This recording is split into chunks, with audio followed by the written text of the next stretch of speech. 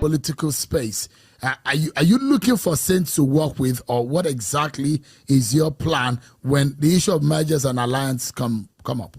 This is part of the subtle blackmail people throw at us.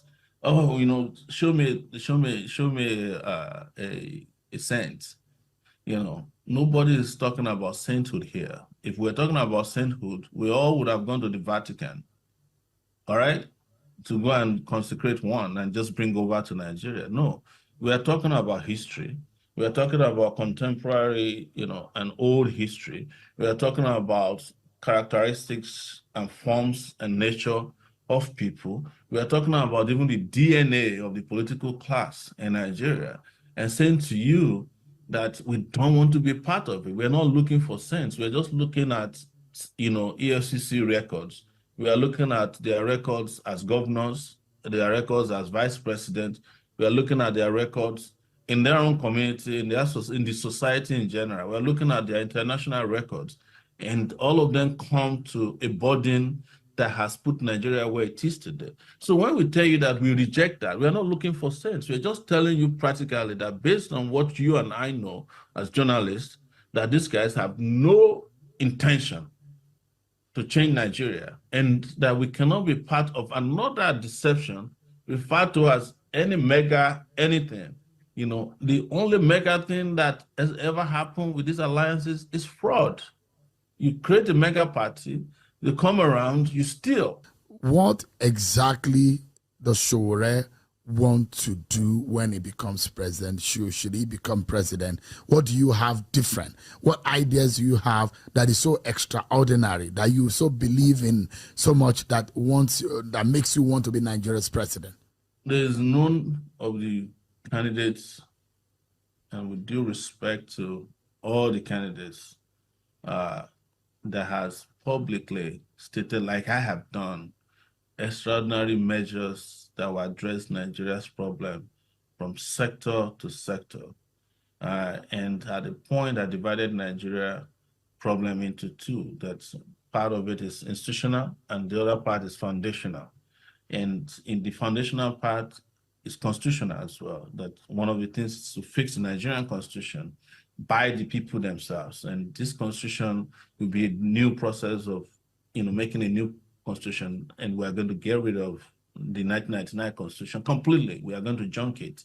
And the institutional aspect is what we described by talking about how to secure the country. We discuss security, we discuss power. I was the first to discuss in Nigeria's history how to bring about a mix of power outlets. I'm talking about energy now, that will resolve our power problem, because I know I don't need to be told that the power problem is not only institutional, it's also foundational. I'm talking about energy, that until you solve the energy problem of Nigeria, there's nothing else can function appropriately.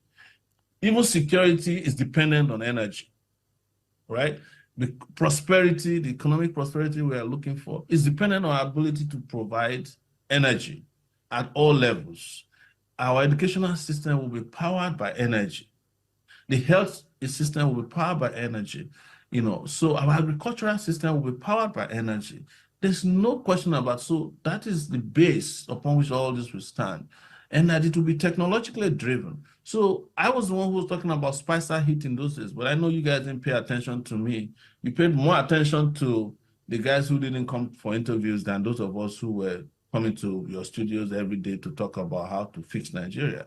The attention, and I counted in those days, Shell, when in 2019, I got only 4 interviews at Channels before you and I know we fought with with the owner of Channels. In 2023, maybe 7 max. But every day you turn on your TV, there's APC here, PDP here, and the candidates of these political parties never came to your studio. I didn't see you interview Atiku in the studio. Maybe if you did, you went to his house. I didn't see you interview Tinubu more than once. If you did, you probably went to his house, because you're more interested in listening to people who weren't talking about how to fix Nigeria. The minimum wage cannot serve the purpose for which it was designed.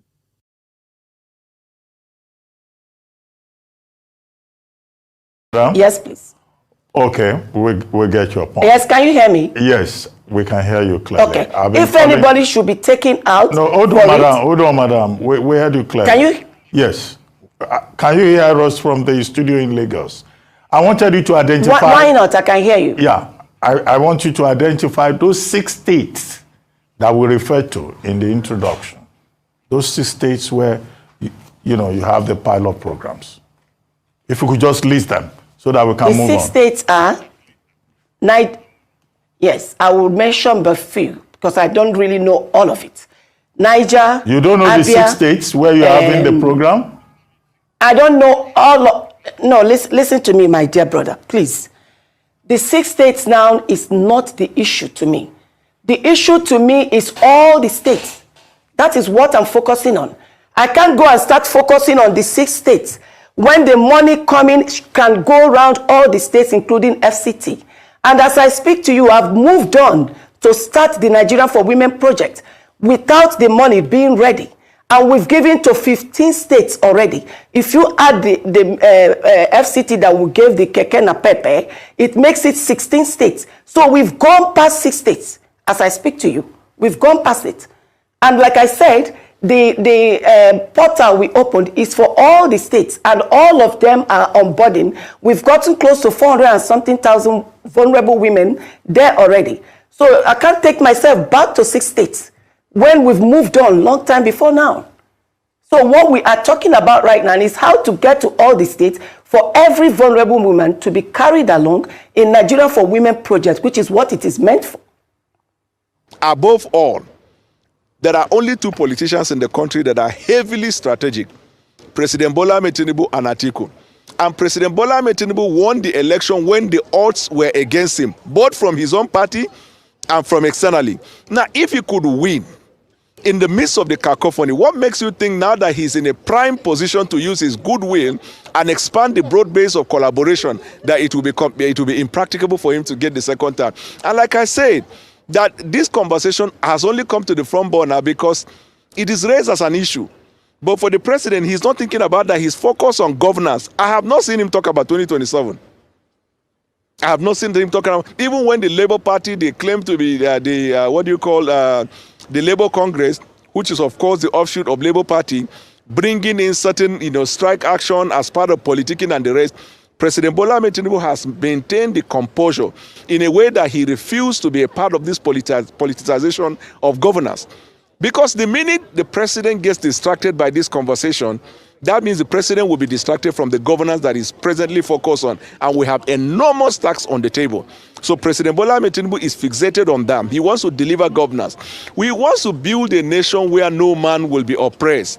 He wants to build a nation where we will give to our children a flag that is not stained. He wants to build a nation where minorities like Daniel Bola will have equal opportunity in national life. These are the facts that I know will work in favor of President Bola Ahmed Tinubu when the time comes. It sounds like you're saying that the president is not really focused on 2027 as it's being vocalized right now, compared to other parties. But you also said earlier on that President Tinubu is building bridges, and if one candidate is making moves, they can also be sure that the president is not, is sleeping and is making similar moves. So what similar moves are you alluding to in that regard? Since you're saying he's not really focused on that. Good. I get it. Now, politics is about collaboration, right? The conversation around people teaming up is so they can unseat him. In other words, we are looking at who will come on board. We are looking at how we can bring our interests in order to unseat him. I said, why you are doing that? The man in question, why he delivers on good governance to the Nigerian people, he is also focused on correcting the wrongs in the society. So, for example, there are parts of this country where they want relevance, they want their voice to be heard, they want their requests to be granted, right? Now, and for some time, they have not had that privilege. When President Bola Ahmed Tinubu extends good governance to that area, he's building bridges. There are individuals politically who are relegated, not because they were not relevant, but because they were not considered as worthy enough. When President Bola Ahmed Tinubu listens to them, President Bola Ahmed Tinubu is building bridges. So delivering on good governance is the biggest strategy for expanding your broad base, and also for the purposes of attracting people against the 2027. There is no any other thing other than deliver on good governance, because the conversation will be around whether there is a good governance or not. The conversation will be around whether economically we're able to put our people through. The conversation will be around whether the security situation of the country has improved. The communication is going to be about, is Nigeria better today than it was 4 years ago? And so focusing on that, to me, is the biggest strategy for winning the 2027 presidential election. And that is what I say as President Bola Ahmed Tinubu focus on that. But I need you to know that it is not President Bola Ahmed Tinubu alone that will go to the poll. There are people around him who are also concerned, who have common interests, who have common boundary.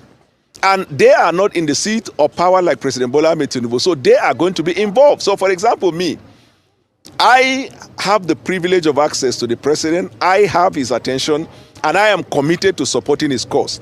I have been playing that bit, and I'll continue to do, and my doing so will not distract the president from good governance, which is in fact the reason why I am talking, because we have been hearing this conversation that the North is not happy with the president.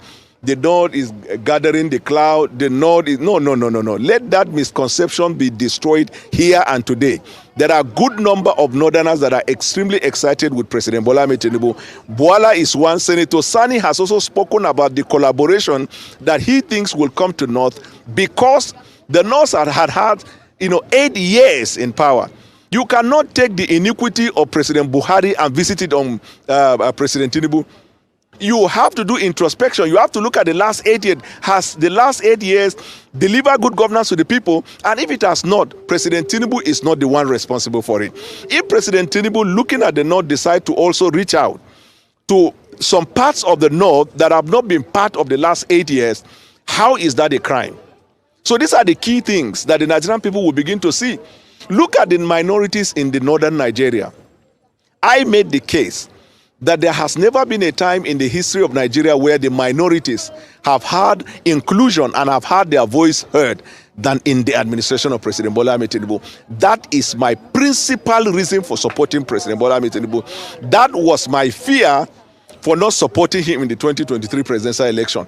That singular act of inclusion and inclusivity that he has introduced is part of the building bridges that is expanding the broad base. Came together as a group and decided to use their voice at the ballots. Now, in all of these politicking, movements that you've done justice to, you've elaborated on, where's the consideration for the fact that, yes, although the intention may be there to move the country forward by 2027, when the second year of the administration, we're yet to see any positive gains. So are you confident that the people are still behind President Tinubu? Are you confident that the same way you feel that people in the North are really very, I believe you said they are very satisfied with him. Do you feel the Nigerian masses follow suit? Let me tell you, there are 3 sets of people in Nigeria. There are the political players. This is my party, this is the other party, and they continue to engage along those lines and only see right in their party and don't see on the other. There are 2 sets of, the second set of people are the middle class, businessmen, workers, people who don't care about political partisanship. They care about the economy and whether the economy is able to advance to give them the hope of a better Nigeria that we all dreamed of. The third one are the masses, who also are there to either be captured or they are there to be convinced by those who participate in politics ahead of 2027. What you see every time in the media is the first set of people, political party and their supporters. So sometimes when a particular political party is so noisy, you tend to think that reflects the hopes, or that reflects the voice of the majority of Nigerians. So take, for example, the emergence of internet. You find that most of the people who support Peter Obi, otherwise called the Obedient, we did a check. They don't live in Nigeria. They live in climes where they have free internet, where the internet broadband service is 24 hours, where they have less involvement and activity, so they have more time to spend on the internet. So when you go to, and lately, mainstream media to a large extent is being influenced by the social media. because the scandal that breaks out in the social media is reported in the mainstream and becomes a part of conversation. So when you get moved by that, you will tend to think that when you hear the noise of certain people that call themselves obedient, it reflects the greater and the bigger society of Nigeria. You are far from the truth. Mr. Daniel The truth Bola, of the are you matter saying that is the woman in the market who is now having to sell her yam in pieces as opposed to a whole yam, are you saying that she's part of this crowd? Because I'm speaking to the people on the ground, the market women, the people who can't afford tomatoes anymore because tomatoes are too expensive. How does that go into this group thinking, this mob mentality you're talking about on social media? I'm talking about people on the ground. Yeah. No, I compartmentalize the Nigerian society in three, but my emphasis was on the first because they influence media, right? I can beat my chest to tell you that in the last 8 months, there have been more conversation around what a political party and their people say than about the marketplace. Thank you, my people. Good morning, good afternoon, good evening to every one of you. It's good to be back here again. Today is Wednesday, 26 June 2024. We are here to talk about the things that are affecting us. In fact, we are continuing from where we stopped yesterday. I have a couple of things to say, but before that, let me quickly acknowledge some of you, which I've already showcased already. Starting with my mom, mother of all Mommy Diaspora. Good evening to you, Mommy. Thank you very much for all you do. I appreciate you always. Thank you very much, Martina Albasi TV. God bless you, Madam. Thanks for all you do. Thank you very much, Madam Patricia Tagojumi. And thanks very much, Mr. Abo Azi, Madam Iris Finest, and many others right there. Madam Obi Achoko, thank you very much, ma. I appreciate you. God bless you. CEO, thank you. Riomi Abdul, thank you very much. Good evening to you all. And this was again there, Dixon Dagbo. Thank you, thank you. Good evening to you all, my people. Henry O, good evening to you, sir. It's good to have you on the show today. Thank you very much, Metin, man, and CXL and many others that have already showcased. In case I didn't showcase your name and I didn't mention your name, but I want you to know that I love you and I appreciate you for all you do. I've got a super chat already from Adelaja Ogombi. Thank you very much, sir, for all you do. I appreciate you always. Thanks for being there and good evening to you. May your pocket never run dry. Guys, press on the dollar sign. Encourage our work here. It's not easy doing this. To be honest, it's not easy. We come out every day. We do this. It's beginning to look like fun because some of you might think that, oh, this guy like doing this. Or maybe he's making money from it. I've asked questions in the past. Wherever you are making your money from now, because every one of us have where we're making our money from. Wherever you are making your money from right now, if your company offer you maybe additional 20% to whatever you are receiving right now, that you should work straight over 2 years or so without no break. You see that holiday, that 28 days you normally take for holiday, they will scrap it out for that 20% increase, but you're not going to get holiday for 2 years or even 3 years. The question is, can you do it? Yes, maybe you have kids, you have wife or you have husband and all that. So if you know you can't do it, then always appreciate us. Because if you see, because you know when things get too much, we get used to it. We get adapted to it. Then a lot of people can just see it. Oh, okay, they are life again. Okay, it's a normal thing. It's not normal. It's not normal. I've told you guys before, a couple of times, in fact, my mom can testify to this. A couple of times I've decided not to do this life anymore, just to be posting videos. Yes, in case you're not aware, if you understand YouTube properly, how it works, posting video is more profitable, if maybe that is why we are coming out. And then you have enough time to relax. I'll just post like 5 videos a day, and you have a lot of time, hours for yourself to do whatever you want to do. For over 2 years now, I've not got evening outing. Obviously, you know that because we start work at 6, we finish most times 12. So where they go for after 12 a.m. In midnight, if I may say. So let's encourage our own before we start saying tomorrow, oh, we've lost this person. He wanted to go before, blah, blah, blah, and all that. It's not nice. Let's encourage ourselves. Always share our videos, like our videos. Don't be one of the spectators that doesn't share, don't like, you don't hit on the dollar sign, you don't join the panel, you don't call into the show, you are not interested at all. You just want to listen to what I am, a wonderful panelist, just want to say, then you go. Don't do that.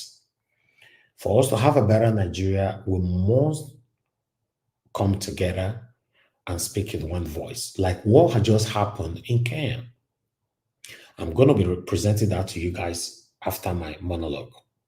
Yes, if we don't come together, we continue to hate on ourselves, speak negatively about ourselves, we're not going anywhere. And the funny part of it is I'm getting old. You are getting old. We all are getting old. If we can't achieve it right now, there's every possibility that our children is going to suffer from what you have decided or deliberately neglected today. Let's encourage each other.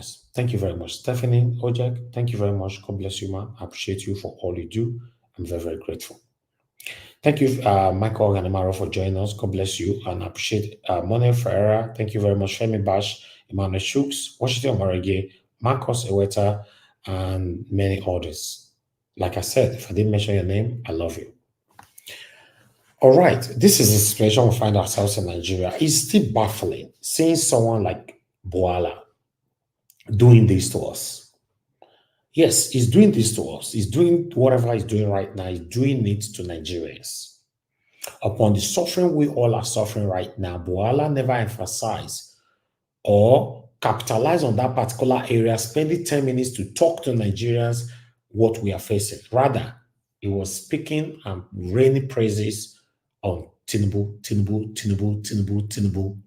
In fact, he's already threatening us now indirectly for some of you that can digest their speech, that whether we like it or not, Tinubu will be the president in 2027. That means it's already written, stamped, that Tinubu will rule for 8 years. So if it happens to be that case, that means 4 years. In fact, we are just 1 year now, we all are complaining. So for us to survive the next 3 years, only God knows how the hunger could hit these people, Nigerians that are based in Nigeria.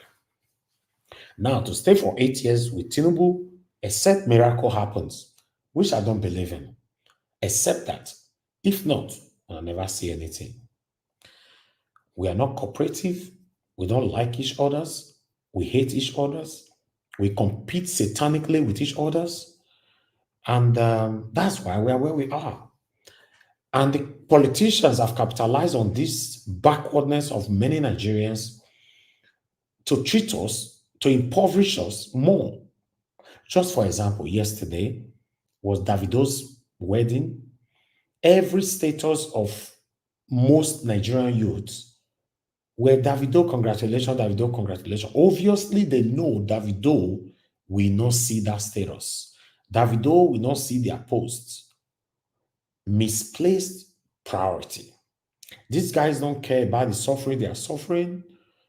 But just imagine if these guys can post on their status, or rather on their social media platforms, telling Nigerian government that we are suffering. Just imagine, let's say just 2 million Nigerians post for the next 1 month. Everywhere, every of your social media platforms should be occupied, like they satanically and synthetically promoted Davido's wedding yesterday. But what do I know? None of them is doing that. They don't care. Unfortunately, these people, they have brothers and sisters abroad. They always run to the brothers and sisters abroad, telling them that we are hungry. And the brothers and sisters that is suffering so hard in abroad, we send them money. Because blood is thicker than water. You're not going to allow your brother or sister to suffer or stay hungry. But unfortunately, these guys are not ready. Yes, look what happened in Kenya. How long are we going to continue like this? In case you guys think I like coming out every day, I don't like it. It's something that I found myself, and the encouragement from some of you, the organic followers that is following me. Sometimes when I want to decide not to come out, I think of you guys, most especially my mom. When I talk to her, I don't want to come out. She will say, no, you are coming out. So you know what that means? I don't like it coming out every day. I'm a young man. In case you're not aware, I'm not an old man.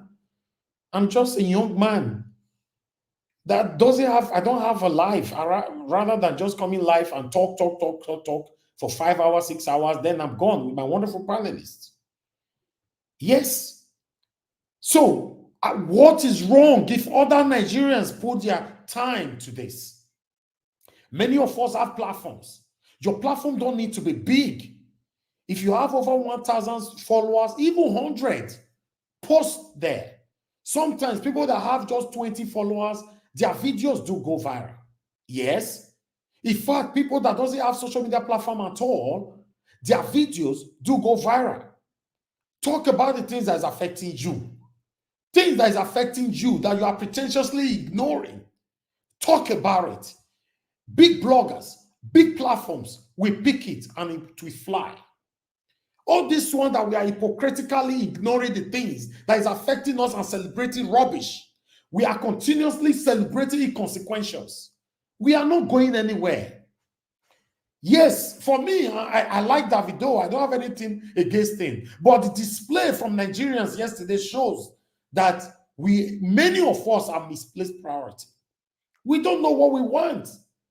After all, if money finish, my sister there abroad, I'll call her.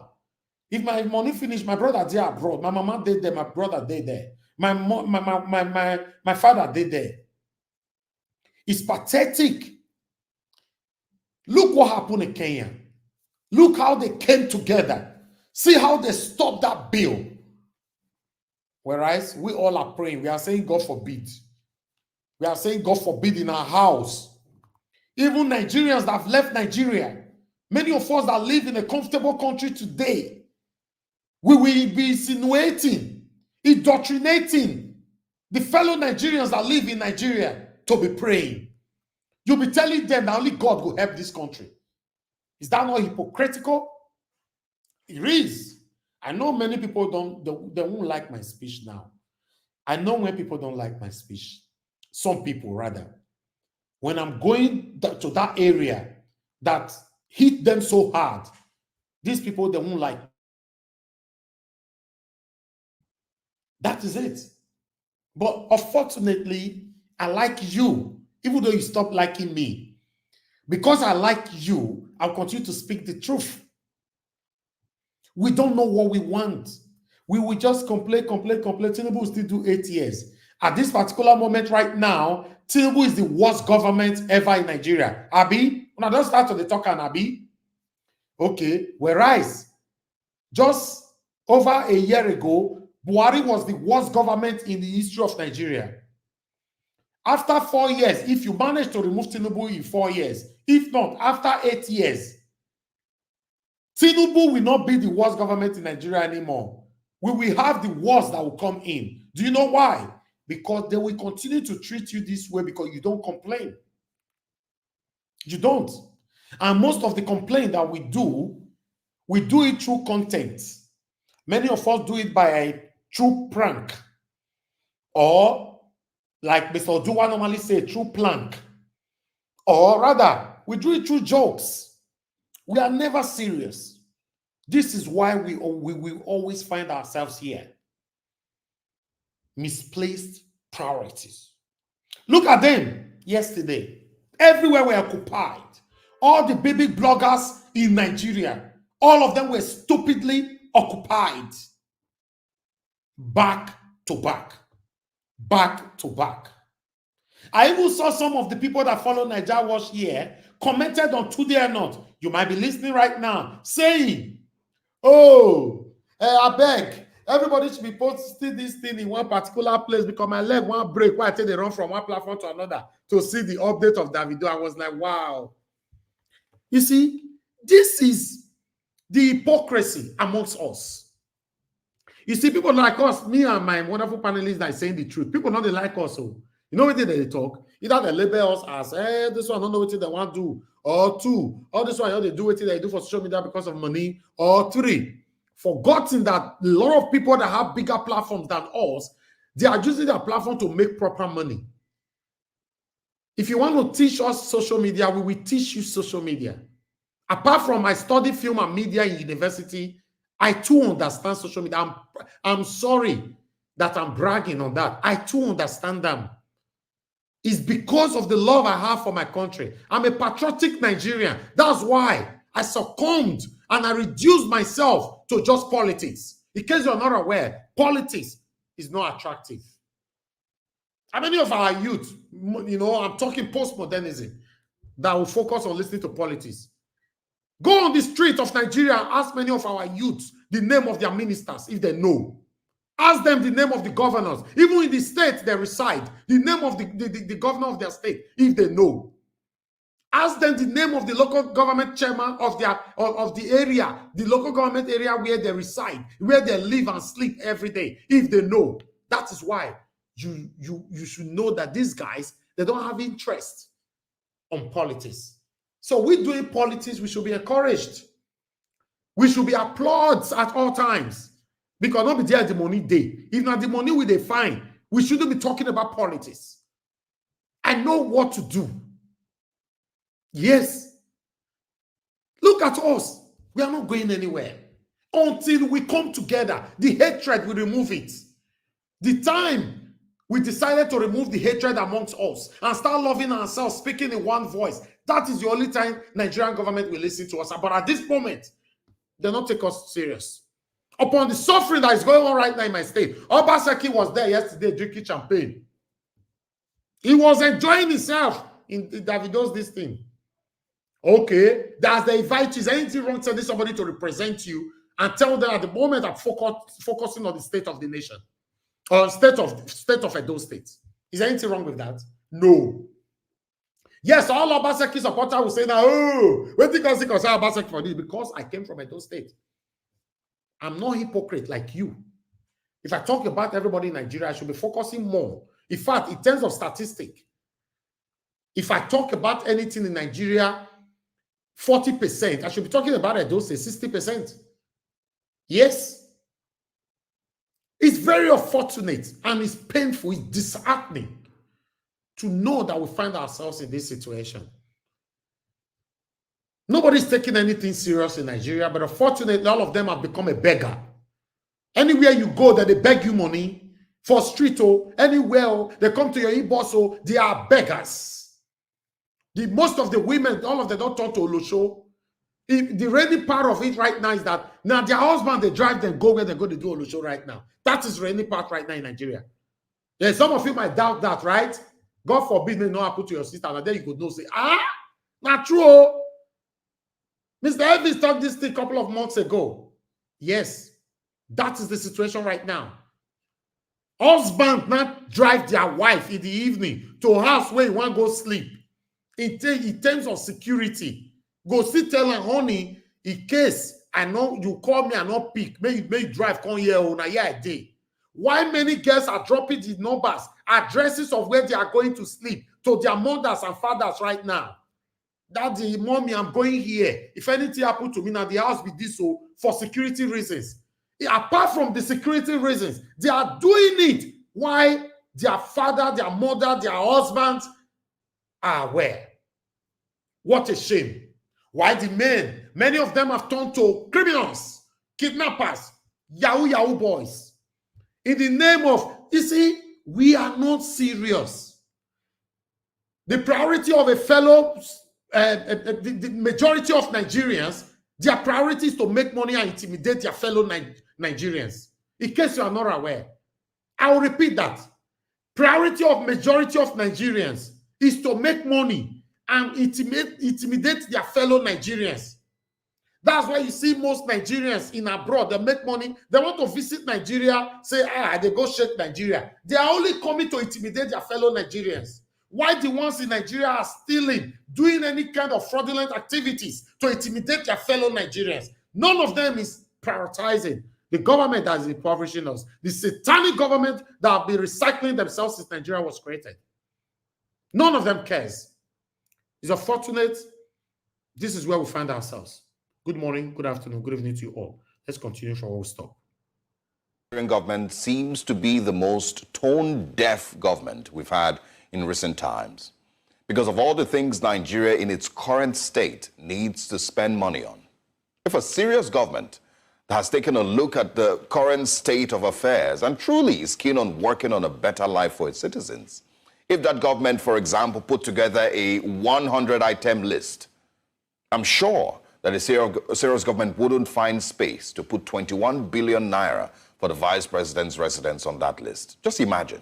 put together a list of the top 50 things that Nigeria needs currently, urgently, I'm sure that there wouldn't be any space if we had a serious government to put 21 billion naira in for the vice president's residence. But the government in Nigeria today continues to show Nigerians very clearly that its priority isn't the Nigerian people. This, ladies and gentlemen, is renewed hope. There's no way in logical terms that this project can be defended by any person, but with renewed hope, they don't even bother to give you a good explanation for why this is. What they've simply said is, and of course I'm going to be quoting the Vice President and the Minister of the FCT, Nyesom Wike. He says, this project was awarded in 2010, 14 years ago, and was abandoned in 2014. It was in January this year, in 2024, that we had to review the project to 21 billion naira from 7 billion naira, and that means an additional 14 billion naira. He goes on to say, for our vice president's residence to take 14 good years, and then Mr. President within a year made it a reality. This is what is called renewed hope. Now, it goes on to say that President Tinubu explained that the provision of a suitable residence for the vice president is not merely a matter of convenience, but also a symbol of respect for the office and the individual who occupies it. Again, this is what we see as renewed hope. And the thing here is, the Honorable Minister of the FCT sees this as something that Nigerians should applaud them for completing an unfinished project. He's proud of it. He's excited to tell you that they've finished this project in 1 year. But this is the same government that told Nigerians to tighten their belts, and the same Nigerians have had to make completely insane sacrifices just to survive current realities. The same government does the complete opposite, has no thought in itself to hold back when it's time to spend billions and billions of naira. In what way in any universe is spending 21 billion naira on the vice president's residence beneficial to the Nigerian people? Why does Nigeria need that residence currently? And calling this a waste of money, of course, calling the whole project a waste of money, goes to show Nigerians exactly what this government has in its renewed hope agenda. More and more waste of the country's resources.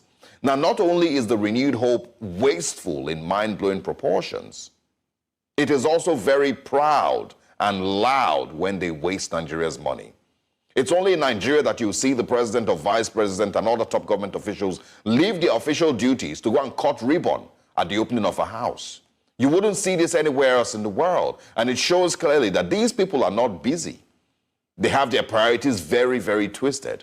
One would expect that when such an expense is brought to the National Assembly or Mr. President's table, they will look at it and say, no, not right now, because Nigeria needs every available penny to be redirected into healthcare and education, security, and other more important issues.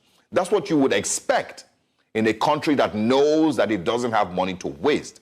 But Nigeria has money to waste. The Nigerian government has money to waste. The renewed hope agenda has billions of naira to waste. Don't be fooled.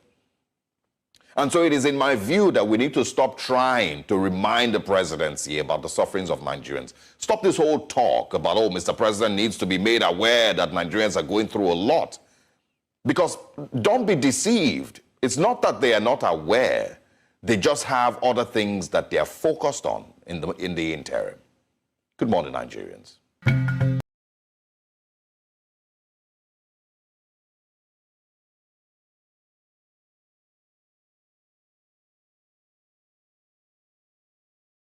I am your friend, Dr. Charles Apoki.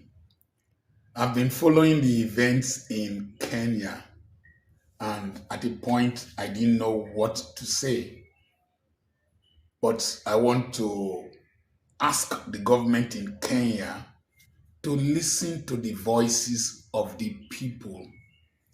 If the people elected you into office and you want to make laws and the people say that those laws are not favorable for them, then please listen to them.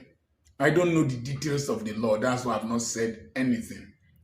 But Kenyans are very intelligent people. And if that massive crowd that I see in the streets of Nairobi are angry with that law, what does it take a reasonable president, a sensitive legislative arm, to withdraw that law. I remember one of the countries in those days, only increase in price of bread led to the removal of the president. And so, remove that law and move on. Don't follow IMF and all these people who don't live here. Number two, the AU leaders have made laws that condemn military intervention in African countries. You see, when positive,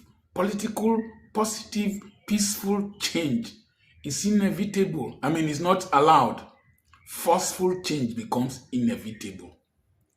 AU should have, at the same time, told politicians, because it was the politicians that sat in Addis Ababa at the AU headquarters and condemned military intervention. But it has not prevented it in several French-speaking countries. Politicians should learn to have the interests of the people at heart, listen to the voice of the people, create peaceful change so that violent change will not take place.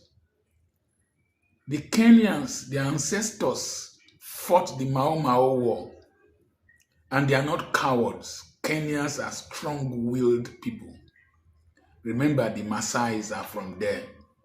And so this government might just be, the Kenya government might be playing with people that they underestimate. I will beg of the president, is it Ruto that is his name now? Please, rescind that law. Find an alternative instead of taxing the people into more hardship.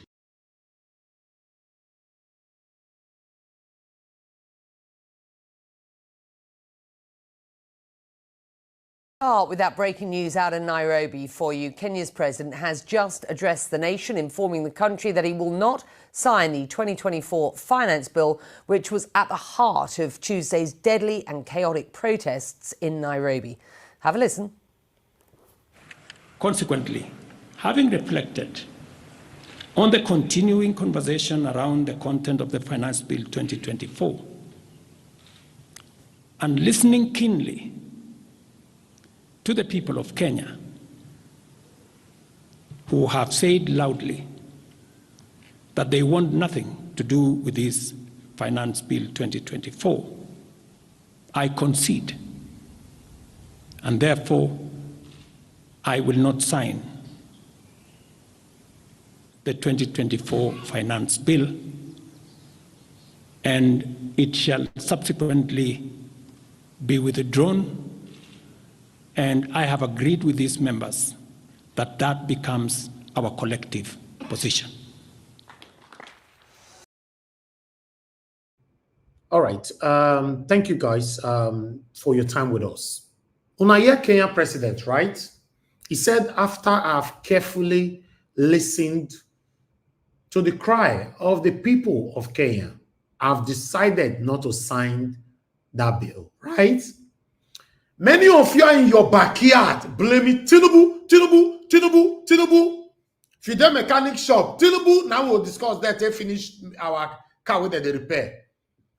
If you dey sleep with your wife for us, Tinubu, madam, where my food? Tinubu. Everything we're talking about, Tinubu, our past, Buhari or whatever. But we are so lazy and cowards not to hit the streets. I've said it so many times on this platform. The only way you can communicate with your government is by hitting the streets.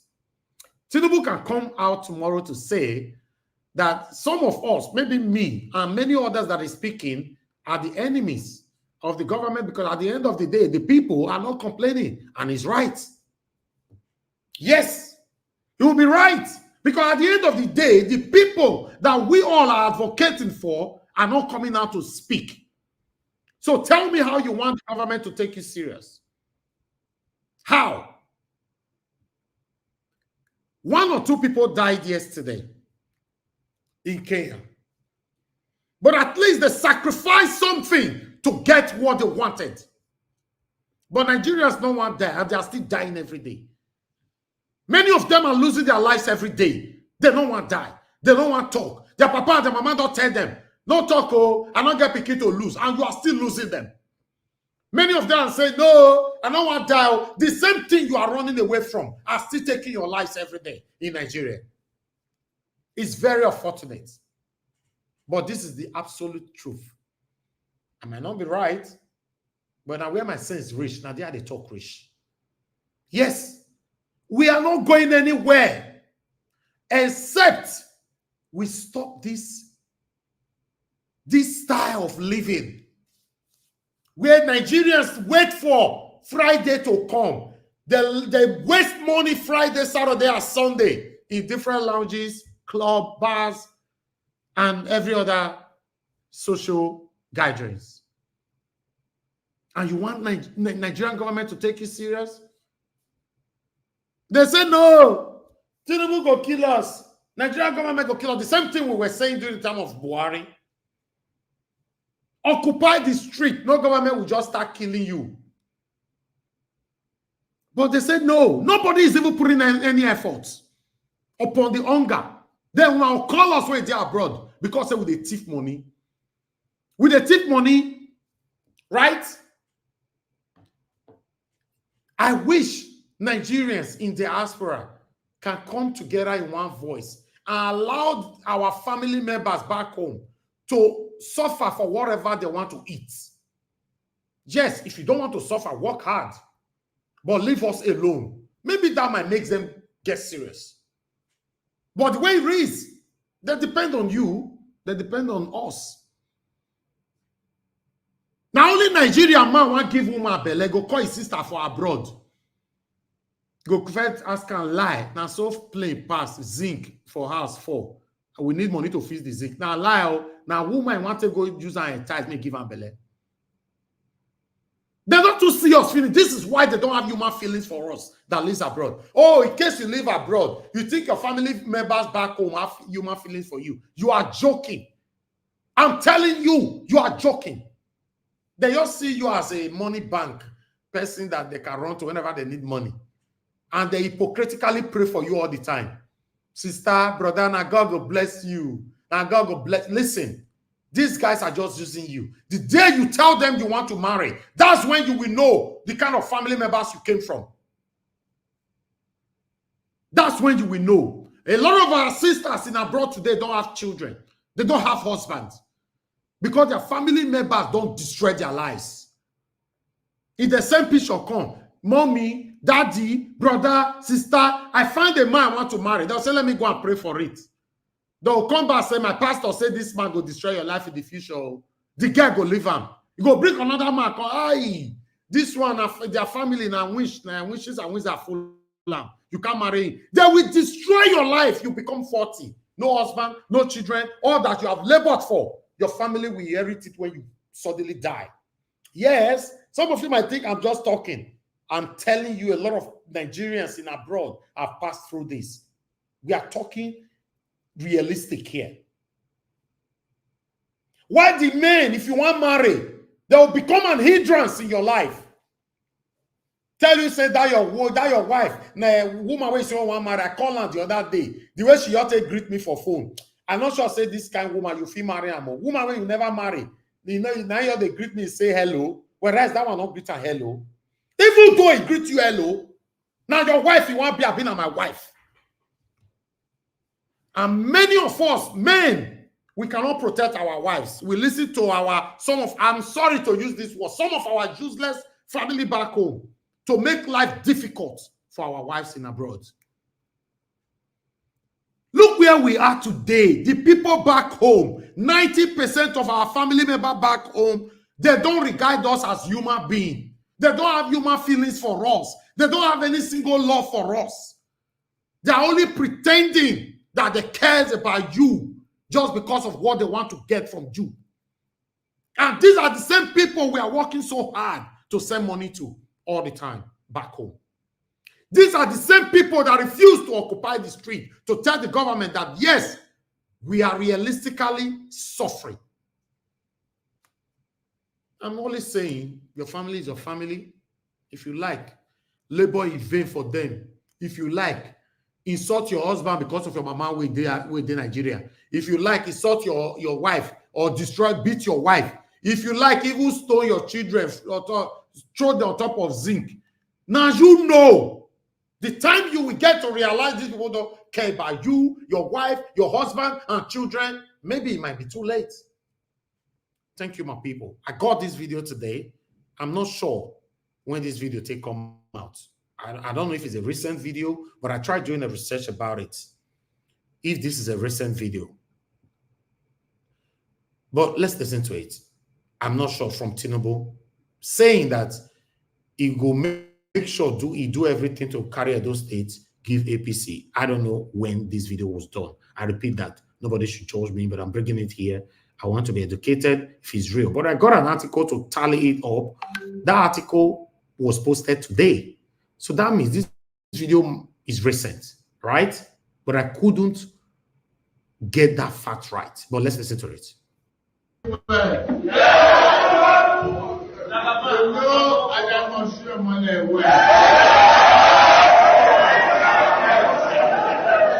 are still going to fight further.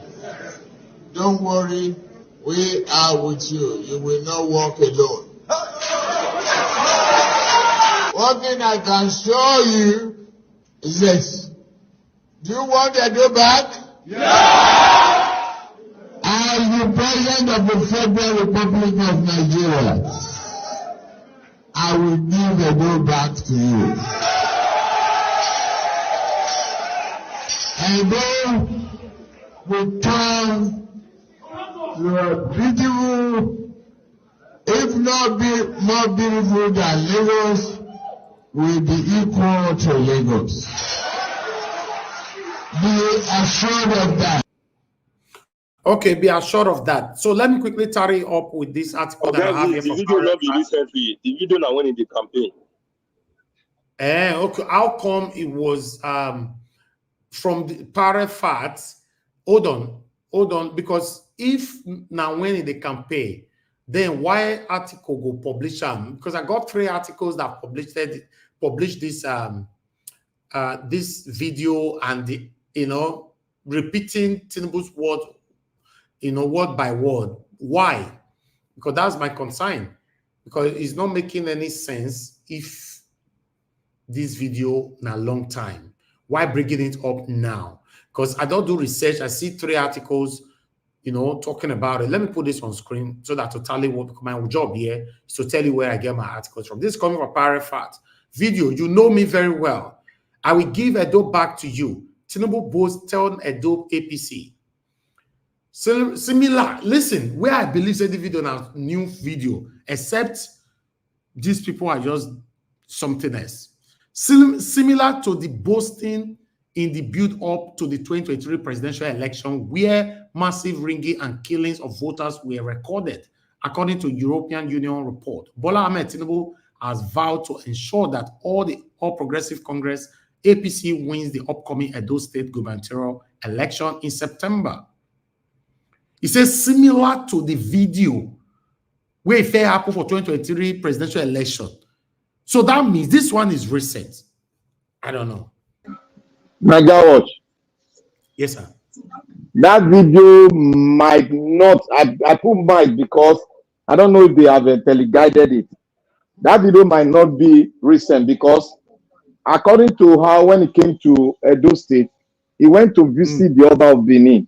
I'm 100% sure the video is not the outfit he wore here that you showed is the same outfit he wore when he was in Oba Palace. So my question now is that we cannot trust our media anymore then. The media is, everybody's using AI to do a lot of things that we might not get it. Is when he was campaigning, that was when he made that. Because the vice president is there. You can see the vice president. It has been a very long time. Some people in the comment section is saying it's an old video, while some is saying it's a new video. And it's an old video. Some people are just playing politics. Mr. Nigeria, people are just playing politics. That video is old video. Let's be realistic. That video is old video because it has been long where both of them, me and the vice president, don't be long time where they don't sit down together like this. It has been very, very long. The only time they sit down like this was during the campaign and when they came to Edo State. That means some of our articles will be difficult to trust at this moment then. Listen, guys, let me pass this message in case you guys are listening.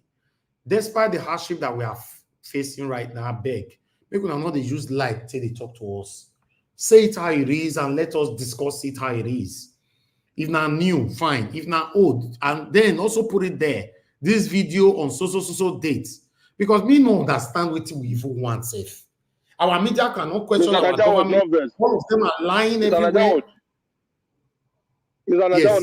Now people when they play politics, now don't want just play politics. Now old video. I'm 100%. A lot of people are saying on the comment section saying I'm video. No, I mean, I tell you, I know when he talk, I watch, I follow up them. Now that one, now old video. I support this, my brother here. Now old video. Now politics that they play. I'll take it that way. My last video for you guys today is from this. Police have already declared him wanted as we speak right now, but listen to this. Monday, 17, sure? Today is 17. Yeah. So they go take over. The local government, not already. Waiting the Faga, also Omeva, we don't ready to fight with sin, to work with sin, to help sin for River State to grow. Now our duty. Enough is enough now. You don't too much. One man no go get everything. On another they see the suffer. Police chief, on another they see the suffer. The DSS, on another they see him. Make we just they cry for hunger. And I don't see how hunger they. And I say we keep quiet. We go die for suffering and smiling. We get things. So many mineral resources, oil, everything. We they suffer for few politicians. Just they intimidate. They do so many things. Greedy ones. Selfish. And I say we keep quiet. No. DSS, police, I beg more than no verse. We they stand, they fight for our right. I beg more than no verse. I no go stop. I know they kill anybody and nobody go kill me. But if you come to kill me, I go kill you.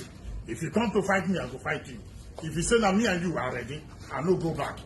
But sin, we go work with sin. We go follow sin. I don't give signal to my soldier to all the 23 local government. We don't take over. Now my commander for Faga, we don't take over. I said to the commander, all of them, everybody, I don't give order. Ogoni they there. Solomon they were there to be in duty. He know what to do. As a member of MEND, Movement of Niger Delta, we no go run for this country. We no go run for this state. In our state, we go join her and beat the state where. We no go run. All those bad egg, bad fish, bad chicken, bad fowl, bad goat, we go push them come out. We go keep them one corner. If you talk, na trouble. You no talk, na trouble. Make we die in silence. No. We no go die in silence. No. We go die in silence. No. I am in charge. Anti-bunkering, pipeline. All I am in charge. Sad. Now me they in charge. We don't come back to go support the government of River State. Escort the caretaker. All the caretaker with the escort on them. Immediately they go all the council. If I no get soldier, no be 6,000 soldiers, no be 10,000 soldiers. I get enough. So anybody when they come where they say they come my house, prepare to kill people. Prepare to beat everybody because it go beleful us. Human rights active, make on wake up. A word is enough. Lawyers, judge, magistrate, masses, mama, papa, make on wake up. Make we fight for our own thing, for things where we get. We not go wrong. I beg you, don't too much. Make the old people come out for seat. Make them come out, make the new people take over. Somebody there, they ask governor if them born and well. If them born and well, on a no talk. When we will talk, on I say why I go talk. If they ask number one citizen if them born and well. When we take they there, they ask them if they born and well. Number one citizen, if they ask them if they born and well. No be insult. No be insult. You say make we keep quiet.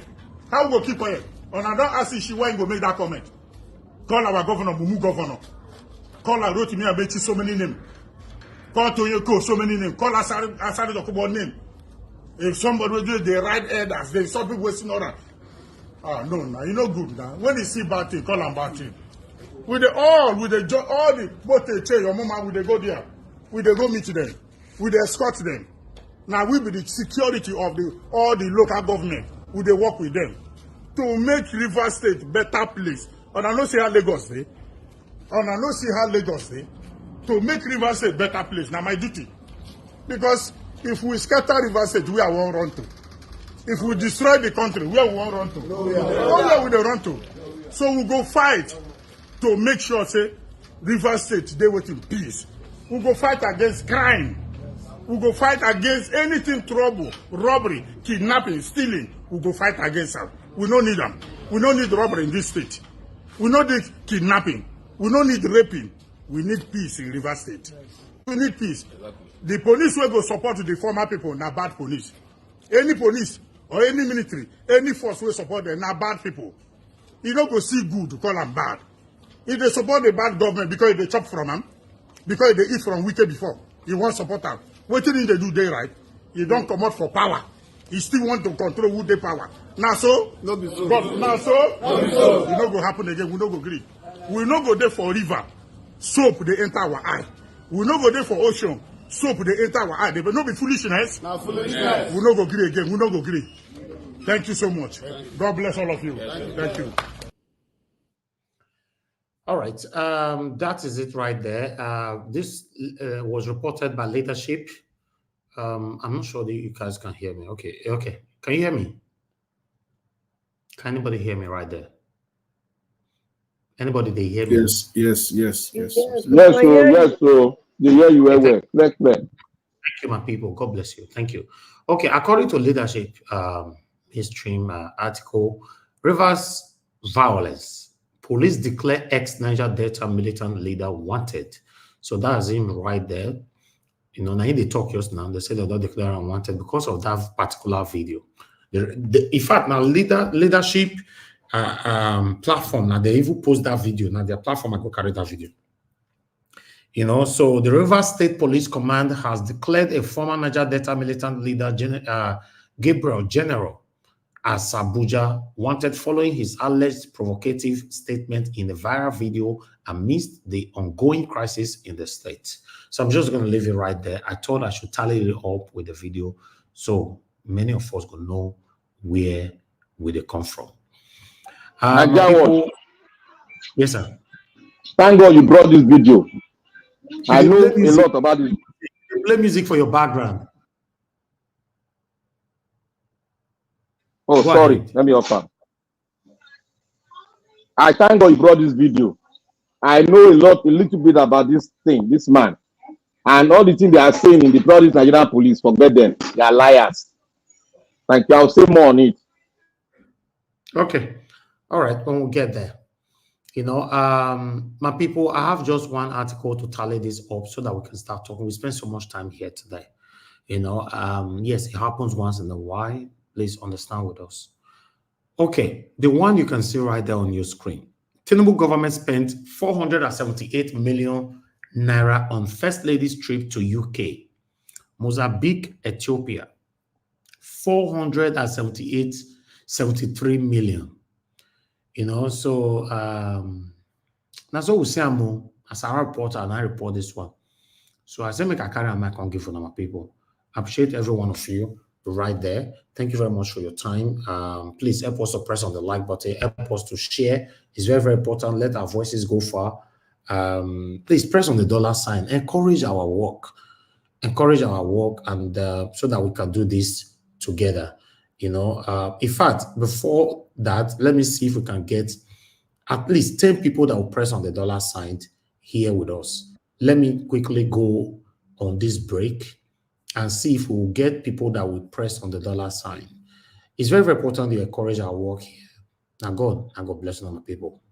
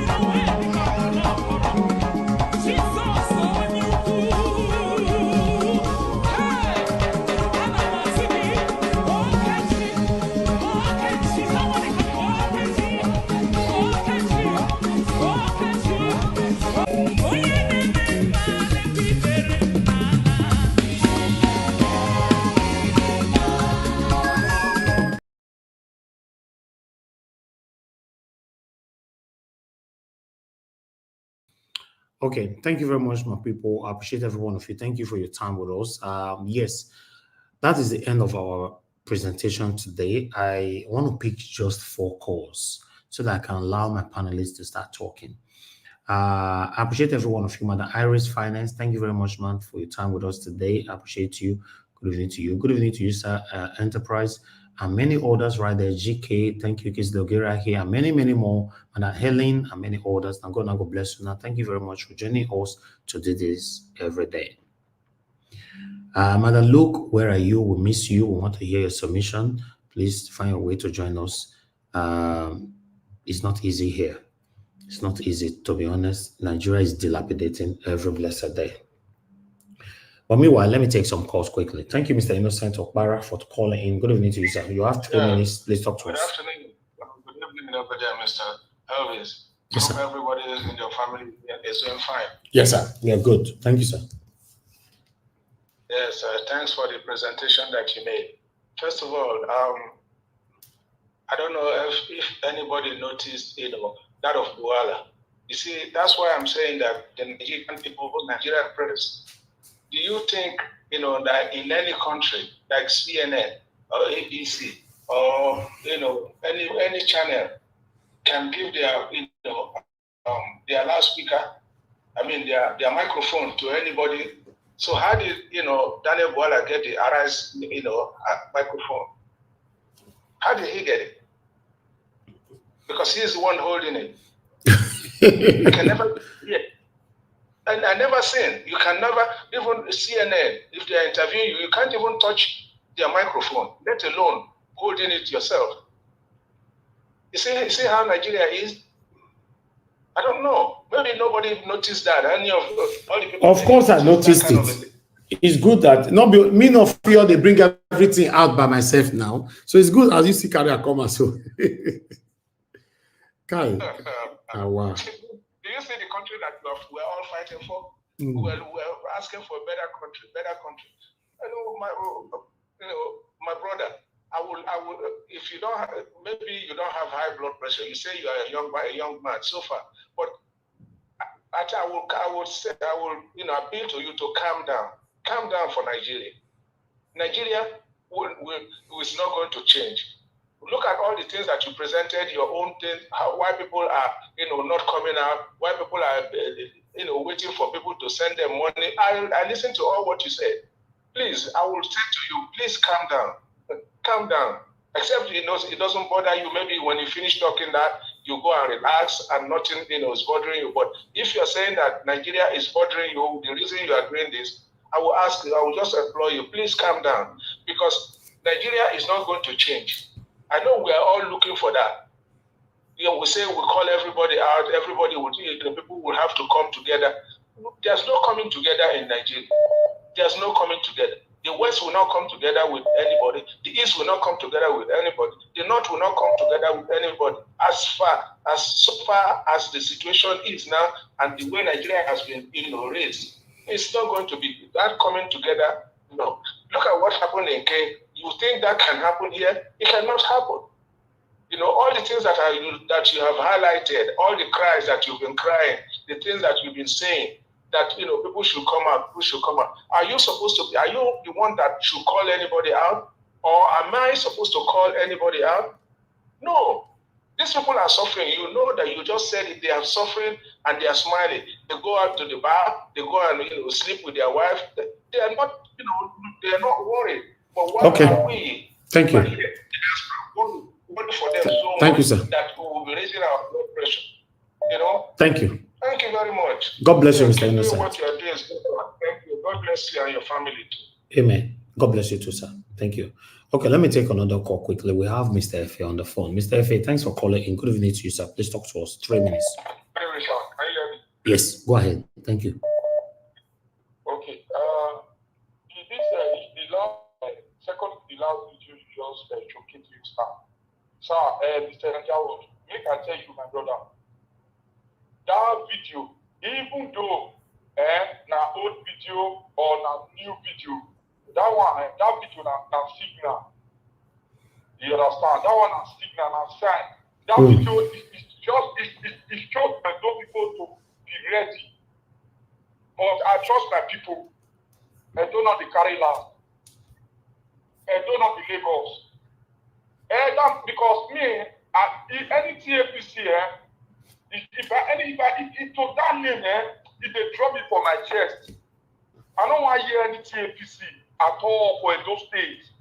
I don't want, because APC don't destroy Nigeria rich.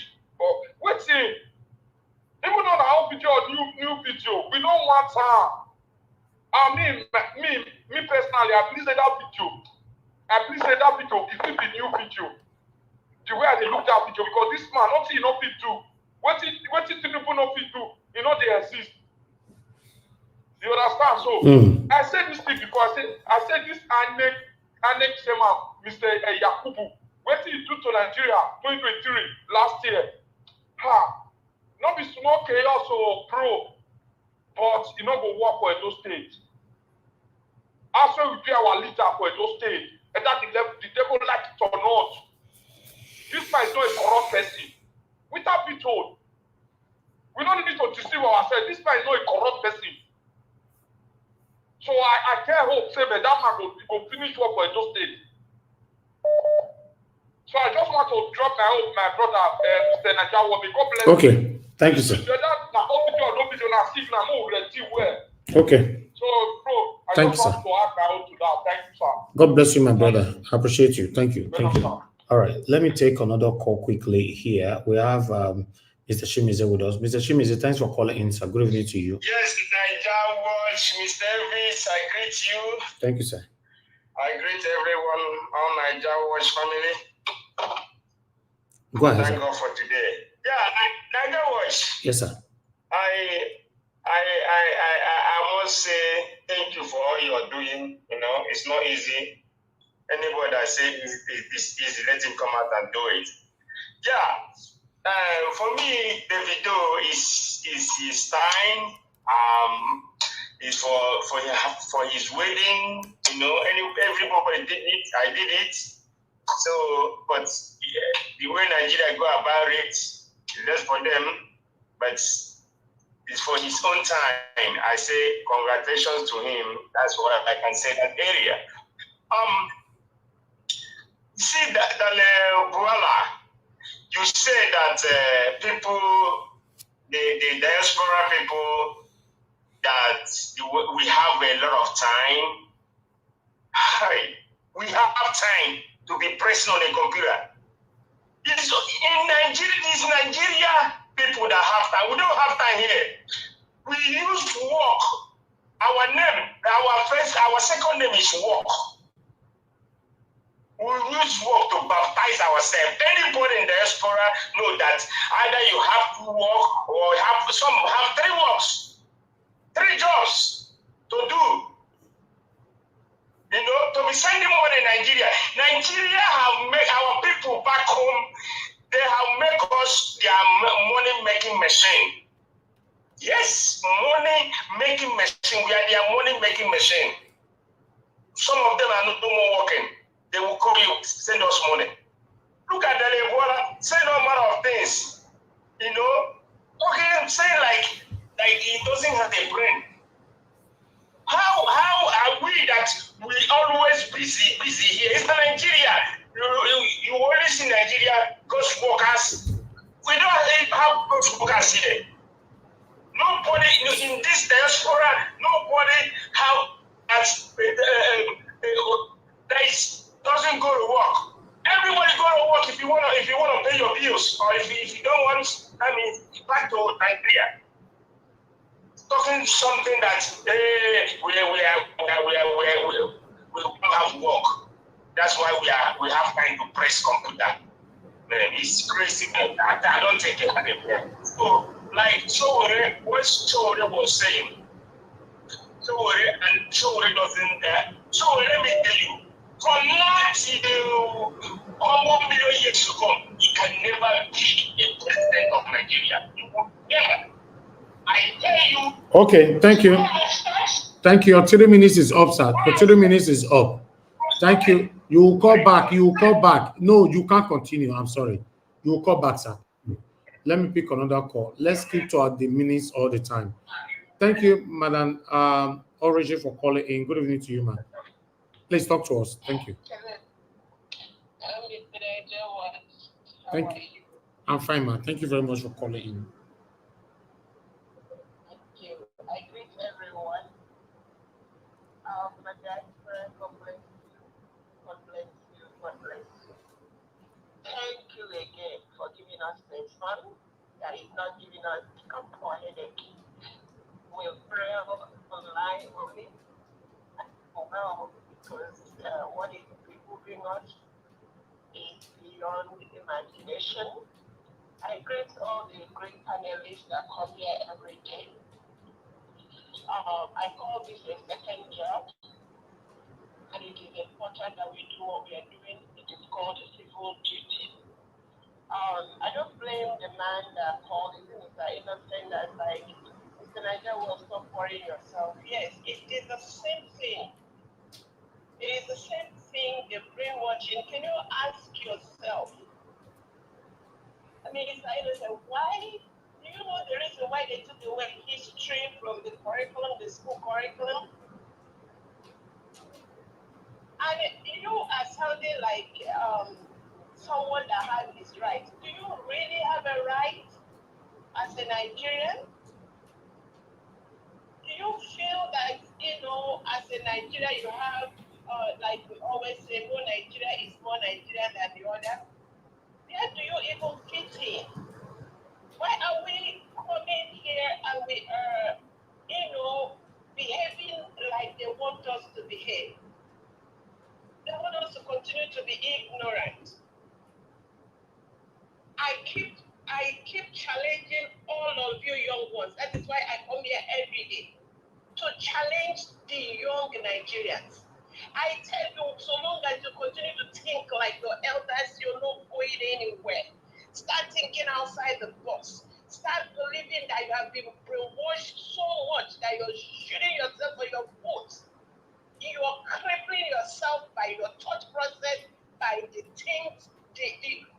One objective we have here is to educate ourselves, expose the lies. You've been lied so much that you are now relying the lie your elders lied to you.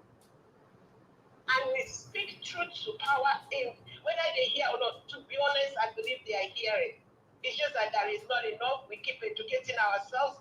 We keep pushing the needle. And I bring it another thing I want to ask Mr. Showere. I still like you because one thing I believe in life is that people talk from the point where they are. This agitation, everybody is agitating. It's just that we have not figured out how to take care of this issue, this problem. I want to ask him a question. Thank you. I asked Mr. Showere, how healthy is your political party? What is the guarantee that you will do a magic under this current system that you're going to do a magic? Thank you, ma'am. Thank you, Mr. Niger. God bless you, ma'am. Thank you so much. Thank you. Okay, callers, I need to come back to you guys again later on. I really want my panelists to start talking right now. Okay, we have Madatami calling in. Let me quickly take this. Madatami, thanks for calling in, man. Good evening to you. Yes, sir. God bless you for all you do. And all the panelists from Diaspora. Good evening, man.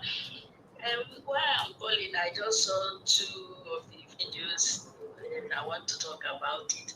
Where the first one is that of the Edo state. When I saw it this morning, even my uncle spoke about it, and I was like, well, I'm not surprised because already that is to tell us that the INEC have already leaked the result and kept it their usual way. So for that video, I'm not surprised. Whether it's old or new, I'm not surprised. They've done what they want to do. But those states, Olumide Akpata and the Deputy, they should open their eyes and they don't see people. They should try and then come out and then vote and protect their votes. That is my advice to them. And I stand for Olumide Akpata. Then the something I want to say is about the River State crisis. that they are saying that they want, and Asari Abuja something is wanted by the police. All these things are politics. If inside we say he is wanted, it's like they want to burn Nigeria down. They want to burn Nigeria down. What is happening in Kenya will soon happen in Nigeria because they have pushed us to the wall, and there is no exit for us from the wall. And the next thing is to burn Nigeria down. If they try those Niger Delta brothers, it's just one. When we blow it up, everywhere in Nigeria is blown up. They should get that into their head. And we should leave that state. It's not the first governor. To be a governor, to exit that seat, it should be mourned because he's trying to pull the trigger. And if you try it, they will trigger it. So I want to talk to my young brothers.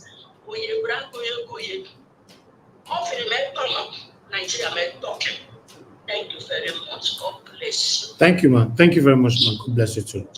Okay, callers, we are done with you right now. Give us a mandate. You're the one right there. You know the rules. I shouldn't be reminding you of that. But meanwhile, I'll start with Mother Patricia. You're the first on the panel. It's supposed to be someone. Was it Mother Patricia? No. Now maybe first or panel now. You want to knock me again? It's your Yakubu level. We will carry go court one day, sir. Now you come back now, guy. Come on, I don't come out. That day you Gidigban. Which come on, go where? Now last you day for table. Are your computer they do one? Are your computer they do one? I don't tell you many times. No. If your network is shake, it always happen like that. Exactly. You don't shake anything. Now 5G, I tune out to 5G. Your 5G. Is it? I don't use fiber optic. I beg. Black Panther, now you the moderate today. I don't be moderate because my children be around. They don't all go back to school before I be moderate. Even though they will just start to shout. You see now, so what can you now say to people that is doing it? No. You know why? I'm not interested. Just tell them thank you for the good work you're doing. I always tell them thank you. Now they see which are they talk. Now. And I thank you. Thank for the people that are moderating. May God bless you and more grace to you. I call them in advance. I know they call them in advance. So as I call you, so I say they call them. And they always no. See, my own different. Oh, I prefer for one corner, my friend. You know, say your picking, they don't grow away. My own, they see the day with him 7 and 10. So me, I see they flog me. All right, talk to me, my brother. Thank you. Have 8 minutes. Thank you, Nigeria. God bless you, sir. And Mama in Diaspora, hello, mommy. What? God bless you. You will live long for us. God will prosper you and make you healthier than ever, so that you will carry your great grandchildren. And I want to thank every one of us who are here today, and those of us that are still on their way coming to join us on the network. I want to thank the commenters. You know, you guys are doing a great job. I want to start by saying that what we are doing here today, when we come to Nigeria Watch, we are participating in 2 things. We are dialoguing with the government indirectly. We are enlightening the Nigerian people. Nobody should. We are on the round table. We are dialoguing. That is why when we come here, if I know what I am coming for. That is why I put my condition, because I know we're on the round table with the government. They are listening to us. That is why I put condition for the pave the way that will not lead to everybody shouting eta scatter. We need to come back. We need to converge a constitutional conference, or take the conference that we have taken before, or take the one dialogue on the new one that they brought forward. That is the platform we stand for, to make Nigeria start working. If we decide to stay on this roadmap given to us by Abdul Salami, who is confusing himself, not confusing Nigerians. He's confusing himself and I think he's going to be in peace, not stay in peace. That will never happen on the surface of the earth. That will never happen. Abdul Salami will never have peace because he has given Nigerian no peace because of what he did. If he had settled down to bring the civilians together to sit down and talk, how long will he last him? For how long? 6 months, 7 months. He has finished everything. And now we do it the normal way. But they refuse. Up till now, as we are talking, Nigerians have never sat down to have what is called their own. But when we talk about it, people will talk this, that. You have never sat down to speak for yourself. And you prefer paper brought forward by somebody else, or you took it from somewhere else, and you think some crooked people among us we take to that. They know that the problem is there, but the Nigerian people have been moved to a different corner. Now, mine is that if we don't do that, they should get ready. We'll go through all the process, and at the end long, everybody will go his own father's house. That is the plain truth. That was why that uncle, when he called Nigeria Watch, he said, Nigeria, don't bother yourself. He has seen it. If you have not seen it as a Nigerian, he has seen it all. He knows when the amalgamation started and where we are today. If you don't get it right at the foundation, can't you postulate what's going to happen in the future? Is it hard for you to know? Is it hard? My brother that spoke, you spoke well. But the only place I would say that you did not speak on is we should keep on sitting on the round table. Because that is the only place so that the world will know that before we go on that trajectory, we have been on the round table, talking, speaking, enlightening the people, and they will know that we're doing that. And Mother Nature will bear us witness to that. We will not cry, but we will jubilate at the end. They will cry, but we will not cry. Because we have done the needful. Even God approves of what we are doing today. I want to say here concerning what Douala is doing. See, let me tell everyone, Douala is a pawn. If you know the chess game, chess, we have the king, we have the queen. PDP is the king, APC is the queen, and the pawns are guiding the both of them. And whenever you want to make a move, you shift the pawn, then you make your move. You see, Douala is a pawn. Douala is working for both people. He's working for the two of them, PDP and APC. That is why he tell you he cannot speak on this issue, but he's working with the present one that is speaking with. How do we reason this out? When Douala was working for Atiku, working for Agbado, he swapped immediately to Atiku. Atiku enlisted him. He started being the spokesman automatically. Now he swapped again. So Tinubu welcomed him. Automatically, he became a spokesperson again. Nigeria, don't we reason? I don't know if not juju not owe me. It is common sense, and it is what's called, you must be smart in this game. It is not intelligent. Many of us are highly intelligent. You must be smart in this game. Now, what he's trying to do is in Europe, enjoying his life. He's playing the game of chess, and he's a pawn. Yeah, that is how pawn does. They guide, they speak, they are at the front of the warfare. They are trying to guide their kings and their queen. That is what he's doing. So everything he's saying, if you listen to him, you are just wasting your time. Let us go to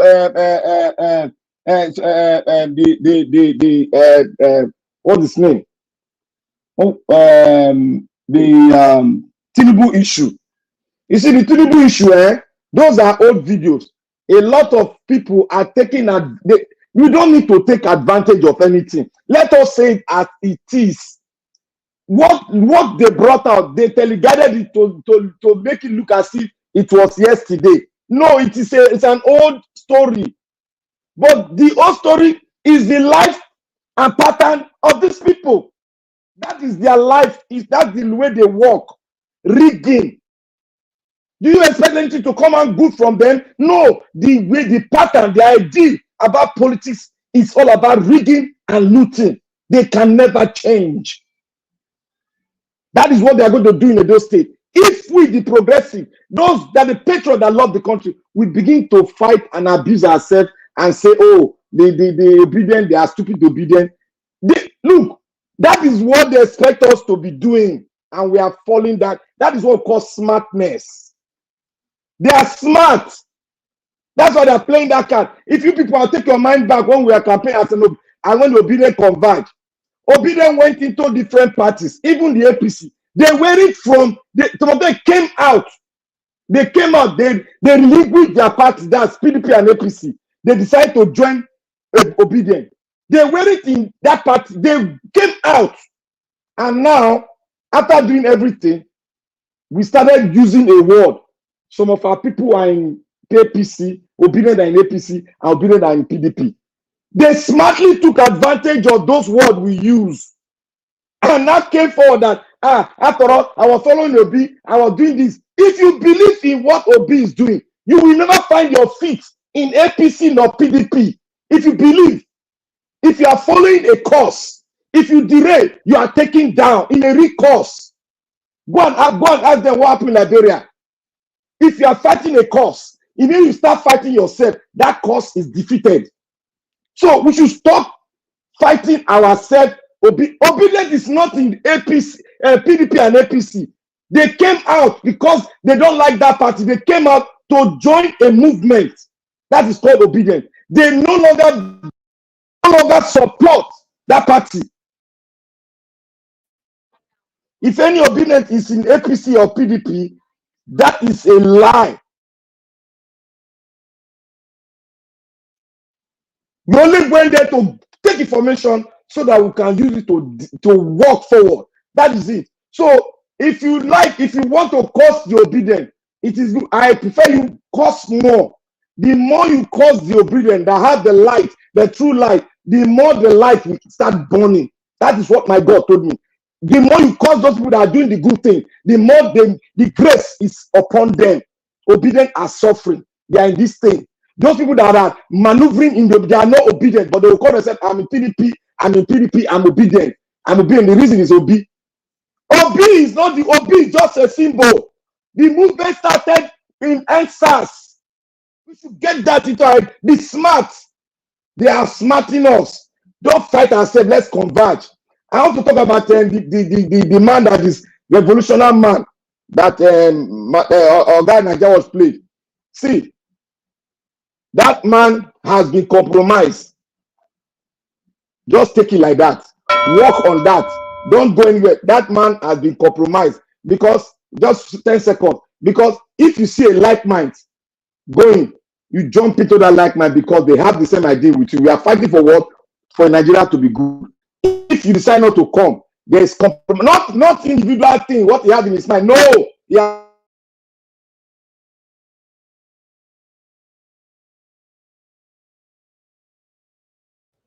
All right, we even lost you there, and your time is up.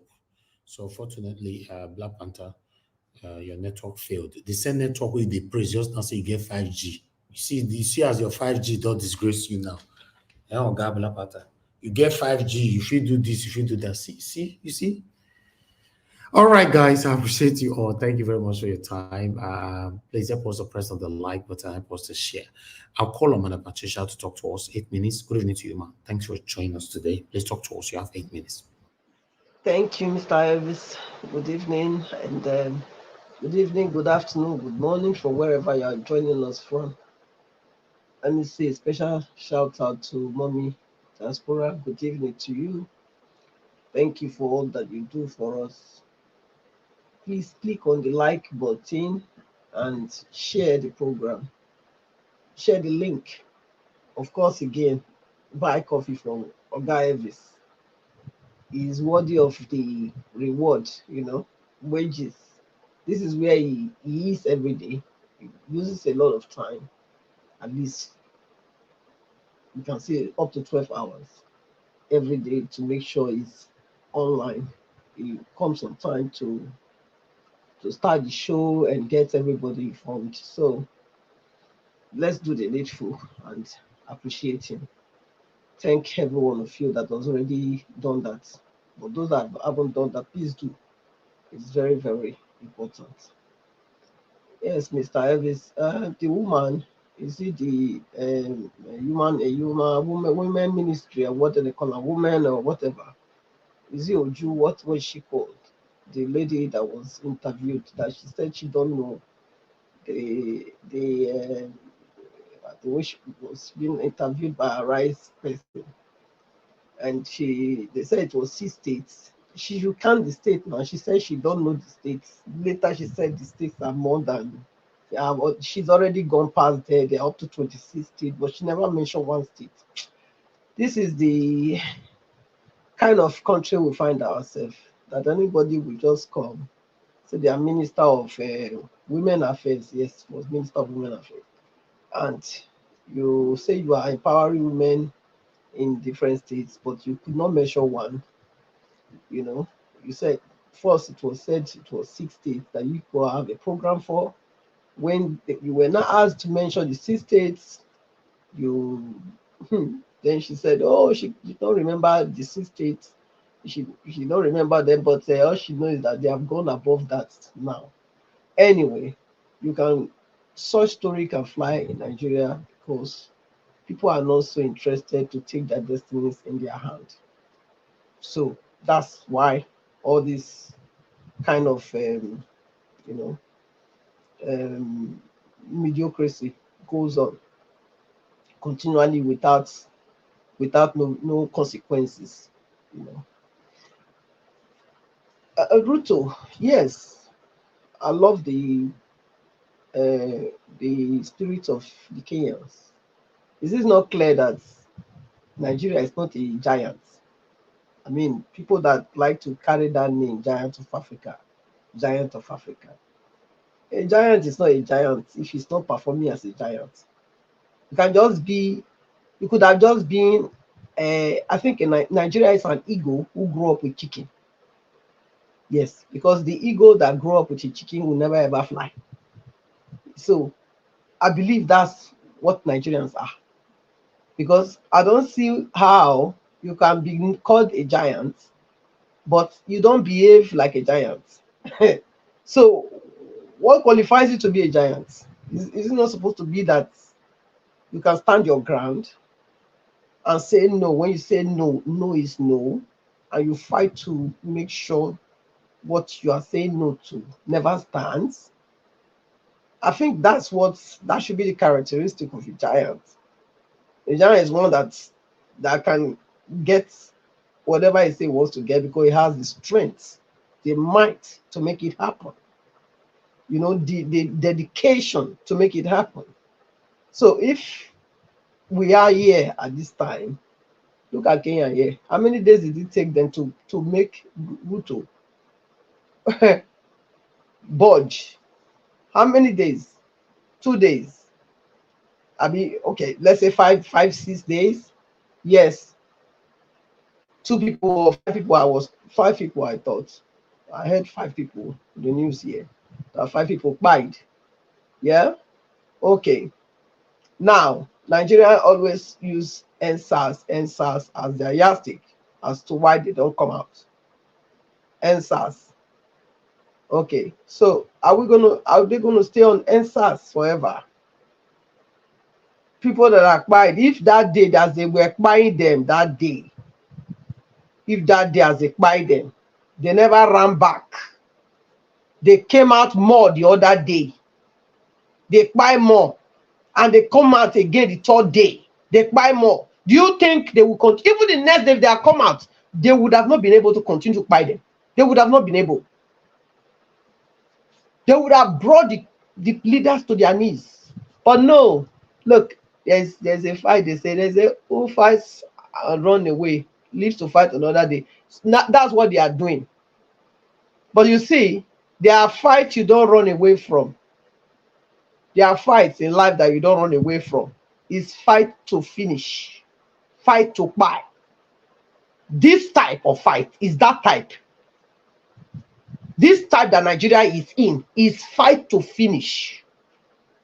Because it's the fight that they never finish, the generations never finished, the previous generation never finished. They run away. They fight to run away. That's the fight we are fighting now. That's the fight. So if we to fail again, not to fight this fight to finish, it means that we are going to leave this fight for the generation coming. Are we going to let that happen? That is my question to all Nigerians. You should answer that for yourself. If it's left to me, no. Capital no. And according to Mr. Alex, capital rejected to that. Why was I born? For me to leave my responsibility for children yet unborn? No. No, it's my responsibility. I don't care about what has passed. I am here now in the scene. It's my time. It's my season.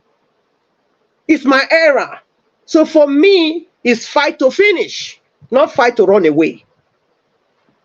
Not fight to run away. And this is what the Kenyans proved. That look, there's a fight to finish. When it comes about your life and your future and your generation yet unborn, it's a fight to finish. It's not a fight to run away. When you are threatened, you run away. When some of them are quiet, they run away. You think you will get it? Do you think power, Tinubu to the power is not served a la carte? Get it. Nigerians, get it in your coconut head. Get it. They're not going to give it to you. Power is fought for. And it's fight to finish. The last man standing is the one that gets it all. So if you don't understand it, don't even start to agitate. Don't even start to make noise. Because all this one we are doing, I see it as noise making. Because if you are really, really serious, listen. This are Kenya. We never hear them talking too much. We need to hear them. This is noise making now. Huh? Now once they go there, then organize immediately. They started. It looked like play. Ruto is down on his knees. So, Mr. Ibis, I'm not even going anywhere. Anyway, I've gone far. Yes. I will leave on like that. But I think what I've submitted is more than enough. Thank you. Exactly. You don't talk and bagada. You have talked more than enough. So we have a second submission. You can continue for where you stopped. I appreciate you all. Thank you very much, Mother Patricia, for your submission. Let me quickly go to the next person, which is Abdul Malik. Then before Mr. Jonathan, Mr. Abdul Malik, it's good to have you on the show, sir. Good evening to you. Talk to us. 8 minutes. No, that was not do pasao. Your this thing does change. Even Oga Jonathan day before you. I tell you, say if this thing change, I not get this thing to take the magnet where you're supposed to. If your network fail, it change where you day. You know. So if in case, because when I talk this thing, like say people know they understand. Because when I come, when I come, only 2 people did. You say when I enter, only 2 people did ahead of me. I remember. And I'm the talk so say at the moment now, the position where you did now, it all wait. I need to prove this because sometimes people will say maybe I the carry they do this thing. Let me prove it, not because of you alone, because of other people in the future. Let me just put this on the screen one moment for you guys to understand what I see is what I display. Because if not, you might think, say I just push you go back. I don't do that here. I'm not a biased person. And if I want to take anybody above you, I'll just let you know. Say I want to take this person. Okay, look on the screen right now. Let me remove this so that you can see what I'm trying to show you. Okay, look on the screen. Mother Patricia finished. The next person to Mother Patricia is Abdul Malik. The next person after Abdul Malik is Mr. Jonathan. After Mr. Jonathan, now you are see you even on mute when they talk. And now I take copy this one. So you know what I'm saying? Because maybe your network failed, it will change that will change where you're supposed to be. So after you now, then I'll now move on to the next person where they grant because I know screenshot them. People they grant, see black part where they argue just now, not see where they for them. Now, whereas now you be first though, but go see where it did. Now make me forget up. So please always understand with us that when we all talk and take it, no need to argue about it. Thank you very much. But I would like us to move on with Abdul Malik. After Abdul Malik, I'll come to you, Destiny, before Mr. Jonathan then. Abdul Malik, please talk to us, sir. Good evening to you. Good evening, Nigeria Watch, and everybody in the panel. You see, this Daniel Bwala, according to what I heard he said Tinubu is putting in place like good governance policies in place. But yet, we haven't seen anything that this guy is putting up. After how many, like 1 year and 1 year, 1 month and 3 weeks now, something like almost how many days going to 1 year and 2 months. We haven't seen anything when this guy is putting up. If this guy is really putting up something, by now would have seen changes, because nothing is changed. All we see is that every day Nigeria is declining. How can we believe? How can you prove that this guy is really putting good policies? How can we believe that? How? It's not possible, because if it is really doing well, it's going to change at the future. Like things that is putting up is going to change by the future. We're supposed to see that the economy now will be stagnant, that you're not going back, not going front. We just did one place. Yeah, it's supposed to be in one place. No back, no front. But now the economy is going down every day. Probably they are lying. They don't know what they are saying. Yeah, they just come on air just because they are paid, understand, just to lie. We are not baby now. We all know something, understand. Even somebody who was born like 5 years back, you know that this guy, what he says is not true. He did not put anything, nothing is put in place, nothing, no politics, nothing. He's lying. And he's saying that just because of the company, the policy now changed to, they will be paying tax. They will be paying tax. That's why they are evacuating from Nigeria to another country. That is not true. They are paying tax before. They are be paying tax. Why they are evacuating is that there is no light in Nigeria. How can somebody is using generator 24 hours to do something for his company? How can he get profit? It can never be profitable. He can never have profit. That's why they are evacuating. It's not because of they will be paying tax, more tax. That's why it's lie. They are just coming on air to lie. They don't have anything to offer. The only thing is this: Nigerian people, they should know what to do, because this thing is getting worse. This almost just 1 year and some months now. What about 2 years, 3 years? What is going to happen by then? You'll be seeing people dying on street. Yeah, that is what will happen. I don't know how this thing will change, because even people in Nigeria, they don't even make sign. They don't have any sign, so that we know they don't make moves.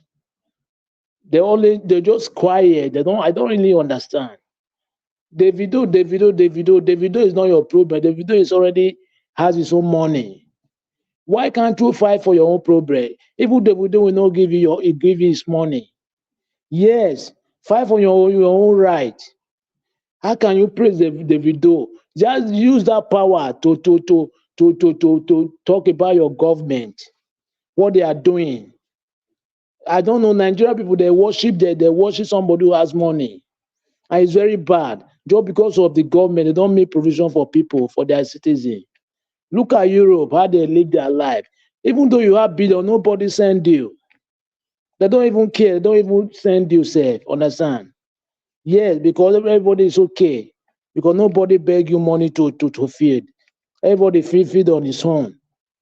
But Nigeria, every minute somebody has small thing, they worship the person like God. We need to change those our mentality. It's very bad. We cannot move forward this way. How can we change this? Look at what you show.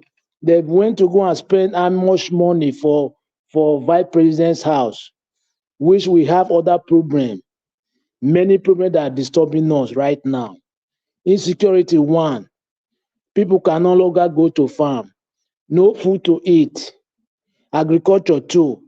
Why can't you put those money for insecurity, so that people will start going to farm, so that they will start feeding themselves? I don't really understand what is going on in that country. Every day I think about this. Now, how can we change this? It's only talk cannot change it, eh? Only talk, it can never change this unless we do something dramatically. That is how it will change, or else it will continue. Look at what happened in Kenya. Now everybody unite and they do the right thing. But Nigerian, when some people unite, at the end they will bribe them. They will enter one corner. They will not talk again. They will quiet. That is the country we find ourselves. We don't have unity. No unity. Nothing. No love. We hate hatred everywhere. How can we grow in that way? We can never grow.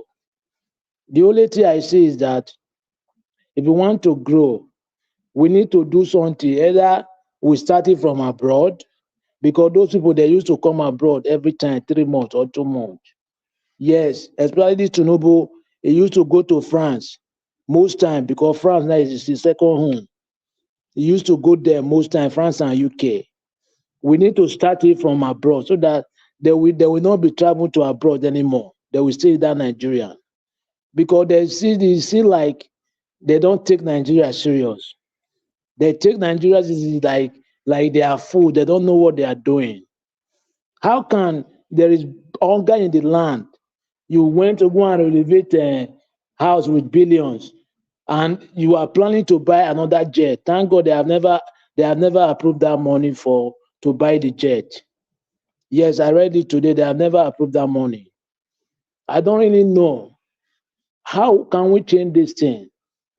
I don't know how we change it, because even me, most time I write many organizations in the world, but no, even though they will respond to you, you will not hear anything that they react. They don't react. They don't really react. Now, what can we do next? I want to beg everybody in this panel, the power, the energy, the ability you have to. Okay, let me 1 minute. The ability you have to tackle your panelist space, please use it to tackle Nigeria government. Thank you. All right. Thank you very much, sir. Mr. Abdul Malik, God bless you. Thanks for your submission. Okay, let me come to Mr. Destiny. Mr. Destiny, if you're available, please talk to us now, sir. Thank you. Good to you. Mr. Evans, I think that was very funny. Which one? From the person that spoke now, Abdul Malik. So the energy we have, we should use it to tackle Nigeria, not to tackle one another on the panel. Thank you. That's a good one. That's a good one. Yeah. All right. Thank you. Thank you, man.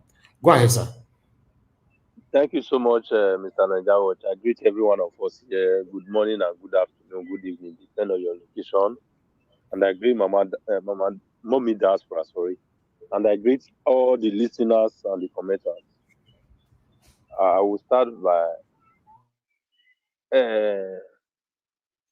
Daniel Bualaya. All those kind of people, those are not the people that will always take serious somehow. But I know somehow we'll take them serious because they have the connection to corrupt many Nigerians back home. If the Nigeria is good that you always claim, why are you not back there in that country? The Nigeria is so perfect. Why are you not there? What are you? I don't know what is the Wala doing in UK. Which type of what? Do you just go as a maybe because sometimes people may go to other country as a professional, technical or whatever. I don't know. So what did Wala went there for? If the country that you are praising is still okay and is perfect the way you are saying it, then where are you in UK? Because I don't know the reason why you are there. Because I don't know the kind of certificate he have. I only know that he's a barrister, so I don't know any of that thing. Because I'm not sure he went there as a professional engineer or whatever. So why we always try to always deceive Nigerians? That's the problem I've always had with all these people that have called themselves that they have followers. And let me also go back to my two people call Showore name right now. The other one said Showore is compromised. I don't know how someone that is compromised in which aspect. That is what always confuses me sometimes, because this man have never, the way he always talk about even Jagaban, not everyone. I never see the rest people that always talk about Jagaban and the rest. In short, he always talk of all the top politicians in Nigeria. He does not believe in them. What he said, I believe even Blank Pata that just said that Showore is corrupt now. I've already said the same thing then, that the problem we are having in Nigeria is that the constitution that we have. He even said it today that is it Gonwa? What is that man name that lives in Mina? That is the one that brought the fraudulent constitution. Now, what this man is saying that even if he became the president, that constitution, if he's operating from that constitution, he can never do well.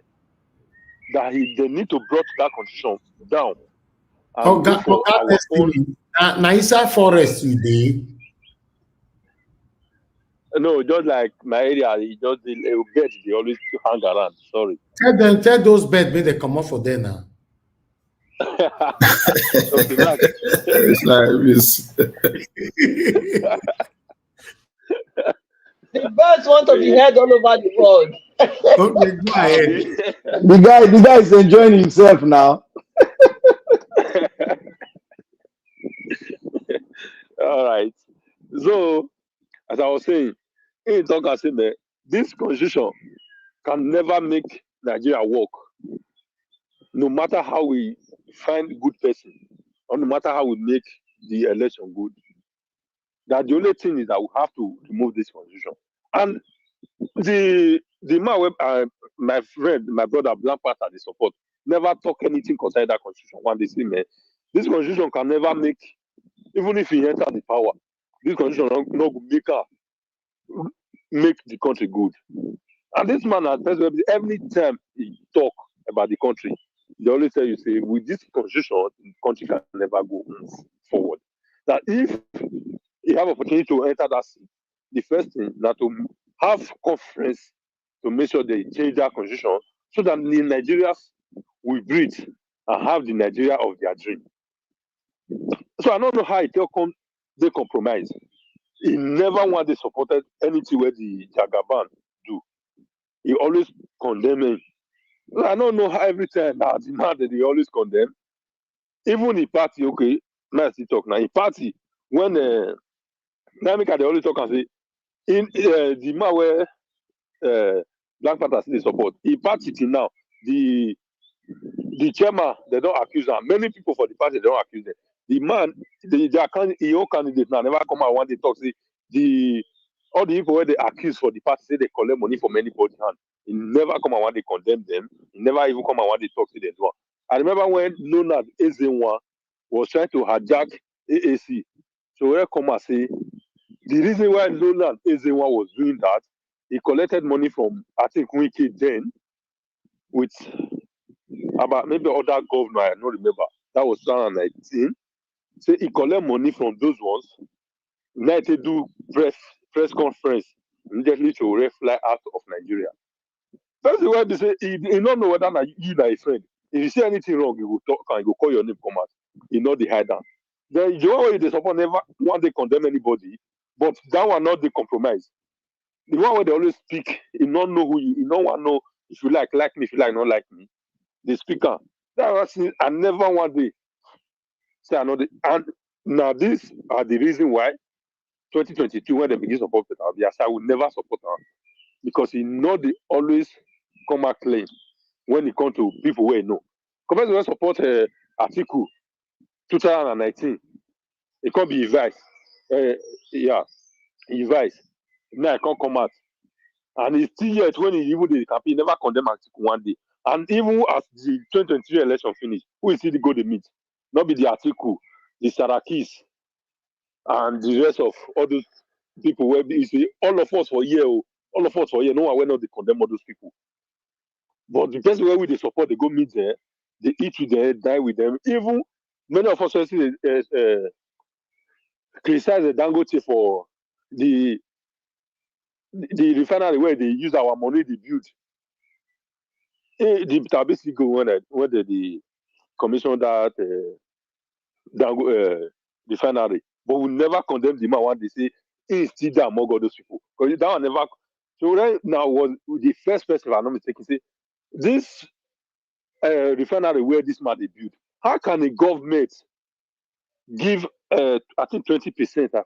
May I not go do mistake, sha, to a refinery for individual, and you as a government you have no refinery, but the man where they support go there help the commissioner do everything, never condemn am one day. But we for inside year, many of us they condemn the refinery, say how government go do am, but how person where we dey support go there and dey with all those people and there's nothing wrong.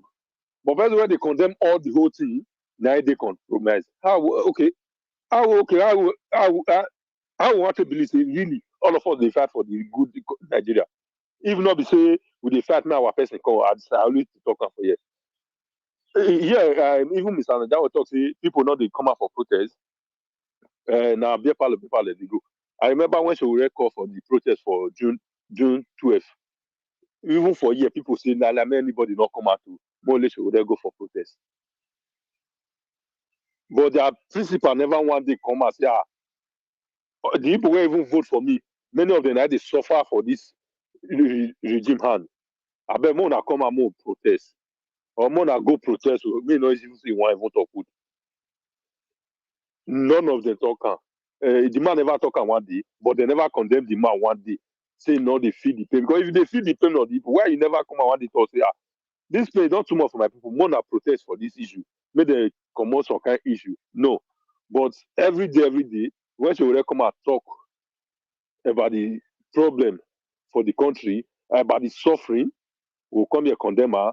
The other one talk say he not go ever be president. He tell you say do or die and go be president.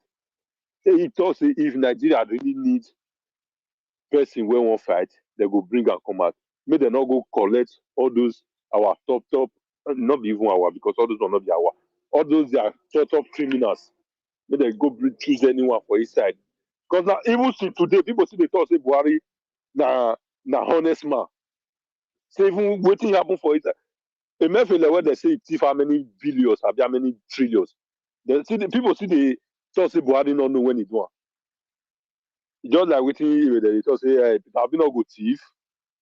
And now people know where they are not. So they tell us now say Buhari not know. Say people where they are not the thief. Definitely, I wish you see it, and I saw people like us wait for year now go see the defender say, man, he not be thief. Now let people where they are around and the thief. Because we not ever see waiting wrong for waiting our person do. All we know is they make our person just the top. If you just the top, we'll defend and they go. See that woman come as does see how you talk say you give people money or you give the camera, I don't know. You don't know how many states where you give, you don't know how many people where you don't give. I don't understand. How this country, how that country today.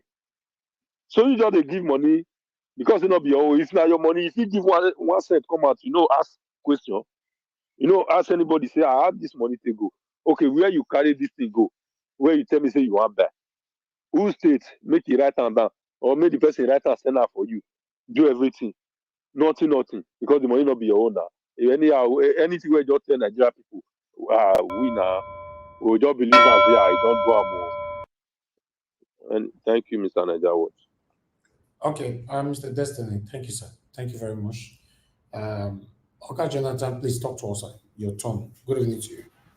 Thank you. Thank you very much, Mr. Elvis. I greet you. Thank you again for the good work you are doing. God bless you. Fellow panelists, I greet you all. Welcome. I greet all those on the comment section. Welcome and God bless you all. I'm just going to speak for only about 4 minutes and then I will, excuse me, and then I'll come back because I have to jump into a conference call, but I will come back for the final submission. I think Madam Patricia spoke very well on this minister. The brother who just concluded now, Mr. Nwosu also, made some contributions on that. So I will just leave that at that. But just let us know, make no mistake about it. I don't know, because Nigerians will say, you know, they need evidence. Well, you will wait tire, you know. You will wait tire. I will use the adage in my place, you know, a crab. Someone who is waiting at the side of the sea or the side of the ocean, and you see a crab. We all know what crab is. And you wait there, and you are waiting for that crab to blink. You will wait there till kingdom come. Summer will come. Winter will come on you. That crab will not blink. And you will wait there for that crab to blink. You know, you will wait tire. You start looking for evidence. This is clear. You know, of course, he knows everything. He knows the state. She's not going to mention them because she knows that people will now specifically go after those states and dig more things. Nigerians will spend 1 naira, their money, and they will not know where. Anyway, fellow panelists have done justice to that. I'll just leave that. But I want to really concentrate on Kenya, because I spent the last 3-4 days on Kenya. I just put Nigerian politics aside and I go to Kenya straight away. I mean, spending every time that I have, like what is happening there. And at a point I got so emotional, almost shedding tears for my country, Nigeria, when I saw what was happening in Kenya. All the news network, the major mainstream network in Kenya, the way they are bringing out the news. I was comparing everything, every bit of it with what is happening in my own country. The difference was day and night. It was the difference of day. How startling the difference between day and night is. That was how it is, Nigeria and Kenya. Nigerians, we have this talking point. Nigerian people, all of us, we have our talking point. The Nigerian government, they have their talking point. They always bring it out. It's a script, it's a template. They bring the talking point out whenever it suits them. Nigeria will say, we need dialogue. We have to go for dialogue. Like a man that your food on your table is taken away from you and you are asking the person that took it away, let's dialogue. Is there any sense in that? Give me back my food. Less than 5 hours ago, yes, when this broadcast started today, Nigeria was started today, that was about 3 hours ago. Now, about 5.5 hours ago, Ruto came out and he conceded, apologized to his people, and conceded that it is all over. That bill is dead. Even if the lawmakers go ahead, he will veto it. And that settles it on that matter. The way the judiciary, display themselves, I give them, they have their own problems. It's Africa, they have their own issues too. But I give them credit. If Nigerian judiciary can even do 10% of that alone. President Ruto yesterday came out, he was bragging. He was bragging yesterday that he's going to crush them. He's going to use all the security forces within the power of the state to crush them. He was calling them names, criminals, barbaric, and all sorts of names. 16 hours later, the same man, you read the script side by side. You say, was it the man that read yesterday's script and now speaking? Because the people did not budge. Took their food away from them, and then you want them to come to dialogue. Your own food. And then you have to dialogue for your own food. For your children unborn, the food that your children yet unborn will eat. Somebody has already taken it away, and they want you to dialogue. That's the script of Nigeria. That's the talking point of Nigeria. God will help us. Mr. Elvis, I will leave it at that for now, and then I will take it up okay, when you start the final round. Thank you very much. I appreciate you. I appreciate everyone. Thanks. Thank you very much, Mr. Jonathan. God bless you. Thank you. Thank you, my people. Make sure press the like, or some of you just joining in right now. Please do your part. Press on the like button. We appreciate you. Help us to share. All right, we are almost getting to everybody, but let me go to the next person, which is Give Us a Mandate. Give Us a Mandate. It's good to have you on the show, my brother. I don't know, say you don't first show your camera before earlier on. You know, if I don't see him, When I tell look, maybe you just didn't lock them. So please, everybody that comes in, if you open your camera and not respond to you, you can always put it on like every 2 or 5 seconds if you have the time. Thank you. Can you hear me? Yes. Thank you, my brother. Good evening to you. Talk to us. Okay, good evening to you. Thank you very much for the time. Thanks to the panelists and everyone on the platform. Nigerians all over the world listening to us. We appreciate you and your time. Thank you for.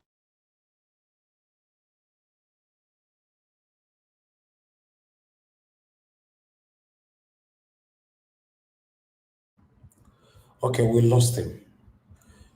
Give us a moment. Unfortunately, we lost you. So if you can come back, that's fine. But before you come back, I'll call on the next person to speak to us, which is Mr. Odoa before Mr. Chris. Mr. Odoa, it's good to have you on the show, sir. Good evening to you. Please talk to us. You have 8 minutes.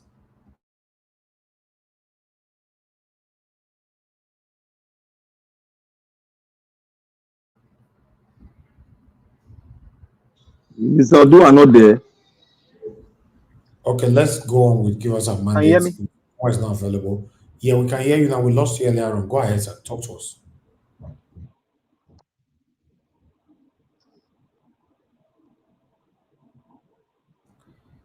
Give us a mandate. You are not saying anything. Can you hear me? Yeah, we are hearing you. Okay, sorry. I think it's the network. So greetings to everyone. Thank you very much for all that you do. I think you will need someone to manage your street, to manage the backstage when you are busy with other things. That person can see us when we come in, if that's possible. Thank you very much.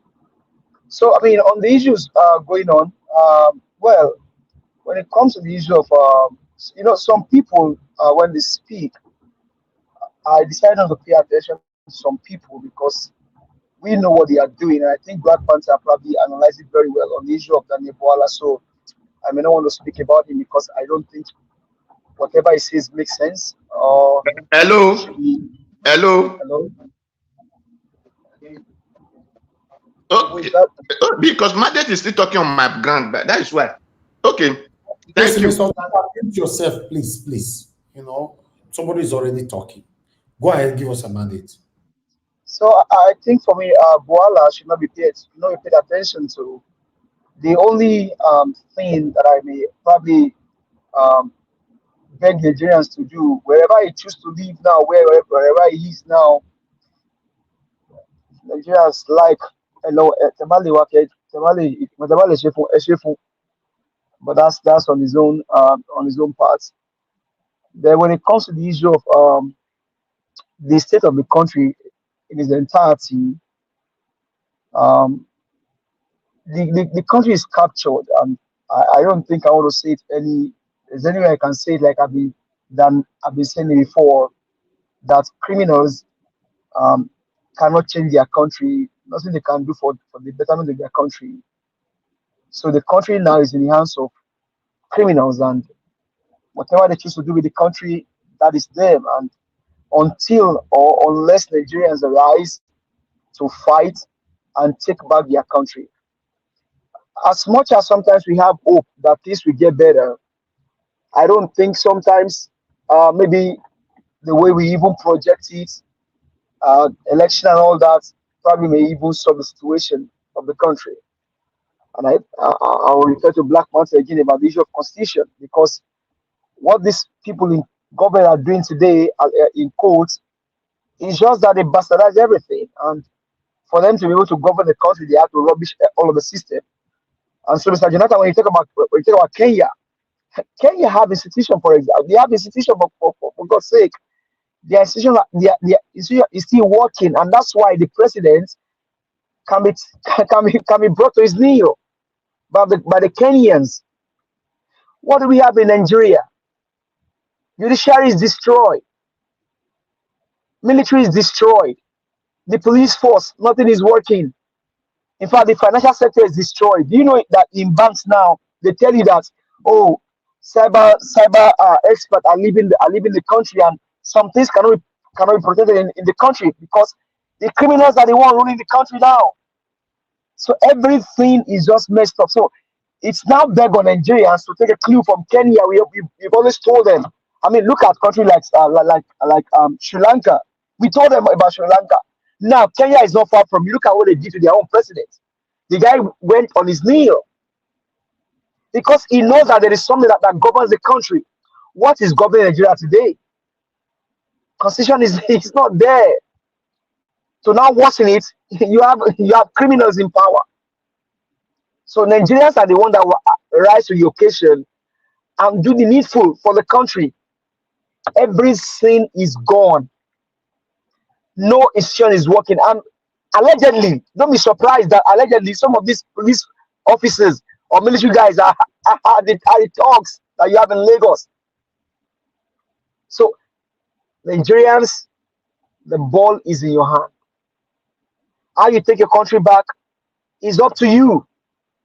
The country is yours for grab whenever you're ready. But the question is, are Nigerians ready? I mean, somebody just make a reference to a wedding that was done by one of the celebrities. You see the poor masses, how they were even making noise, how they were shouting, how they were making noise. But you have that situation at hand. But you know, Nigerians they are known for suffering and smiling. You push Nigeria to the wall, they would rather choose to dig wall into it. They would rather to put oil in the wall and escape than fight, like Madam Russia said. You gotta fight. You gotta fight and take back your country. I was watching somebody, I think Kenga some days ago. The question he was asking is this the kind of country we want to live for our children? What can we leave for the coming generation? And the sad thing is that the people destroying destroying the country are the elderly people in their 70s. They are the ones destroying the country. Wole Soyinka, where are you? Ibolowa. You said you only speak 1 year after. Has Tinubu not used 1 year? Has he not used 1 year in the office? Wole Soyinka, where are you? Where are you, sir? Professor of Rice and Beans, where you day? Ibolewa. When will you speak against the impunity that your friend is perpetrating in government? Wole Soyinka, you said you will speak a year after. It's a year and some months now. We've not seen you. Professor of Rice and Beans, where are you? Will you ever speak? Well, I dare you cannot speak because your conscience is in bought with just bag of rice and bag of beans. Like you have the clergymen also in bed with these wicked people. And the people are the common Nigerians are the ones dying in their numbers. Soyinka, I dare you. Come and speak against Tinubu, the one that bought you bag of rice and bag of beans. Come and speak. Then going to Edo State. Well, whatever video they like LMT, I don't care. The issue is that Edo State must be liberated. Maybe you don't have to save Nigeria, you have to save Nigeria state by state. Maybe that's how you're gonna do it. Like Abia has been rescued now. Abia State has been rescued from the hands of these wicked people. Now is a doctor now. And some are still telling us that the guy that has been in government for the past 16 years should be allowed. When you have same people like Barrister Media Akpata, you are still clamoring for somebody that was the economic chairman, and you are saying he's the man for the job. I really don't know. Olumide Akpata stand the chance. Is the man for the job. Stop this. Let's stop this, all of this wickedness against the people. Will he be in government forever? What did he not do with the current governor that he wants to do? Edo State, open your eyes. Vote for Barrister Olumide Akpata in the coming election. We have to stay. Maybe we have to save the country state by state. So let's save Edo State from the hands of APC and PDP. Save the state, liberate the state. Thank you very much. All right. Thank you. Give us a mandate. Thank you. I appreciate you. Mr. Joe, are you available to speak now? Yes. I'm here. Thank you. Good evening to you, sir. Talk to us. 8 minutes. Okay. Thank you, sir. Thank you. Good evening, Mr. Najawash. Good evening, all the panelists, the listeners, the commenters, and the viewers. Good evening to everyone. Well, let me, our brother Onwosu, thank you for your word, our brother Destiny. Thank you for everything you have spoken. But I have to correct this thing here, is that those, I believe you are a Christian. Those who read Bible, they said, Paul said, when you are in Rome, you act like a Roman. So me, I'm a person of Osowore. Me, I love, okay.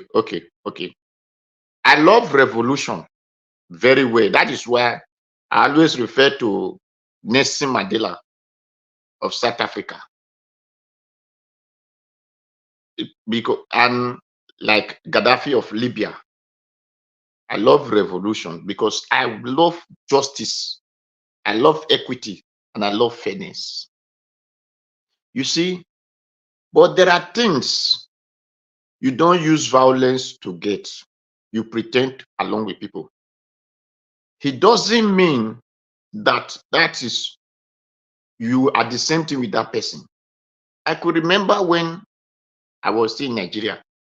There are some people I moved with. Those who did not know might think, this person is just my friend because we moved together.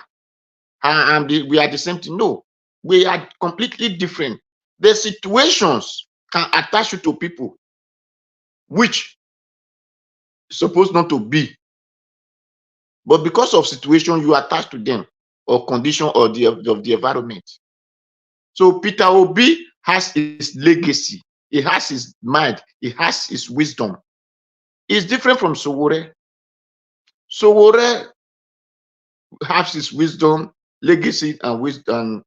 However, they see things in a different way, but want to work it out for a betterment of people.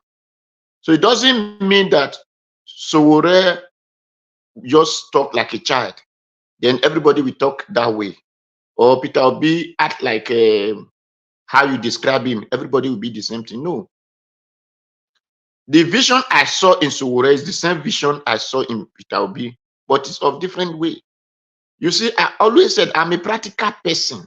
I love anything practical. Don't come and tell me theory or objective. No. Put the practical before me.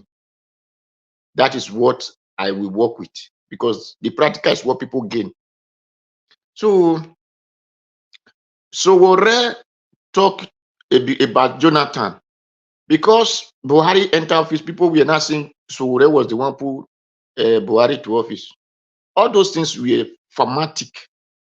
Because the way people view things is how they just feel. No. So Sowore is looking for a better country to live on. Just like as me and you looking for a better country today. But whoever that give it to us, however the person can make it possible, it doesn't matter. People that are saying this constitution, my brother, it's not the constitution that is the problem of the country. It is the people that are the problem of the country. Is it not human who write the constitution? If you remember, I always use Edo State give example. Okpila's May factory. They say it has been sold, there is seal. I say, is it not person who put that seal? Is it not person will remove that seal? So depends on how you think you do something.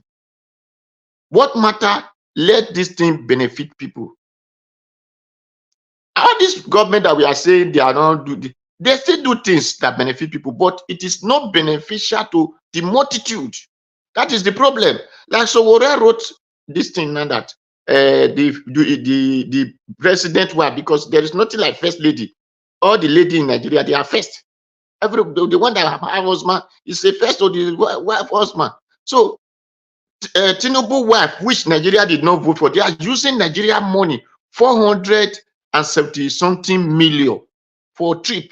For what reason? Which work is she doing for Nigeria? Do they give her office to work that they are using Nigeria money? But these are the things that Nigeria is supposed to wake up on. The people that are working, the government refused to pay them.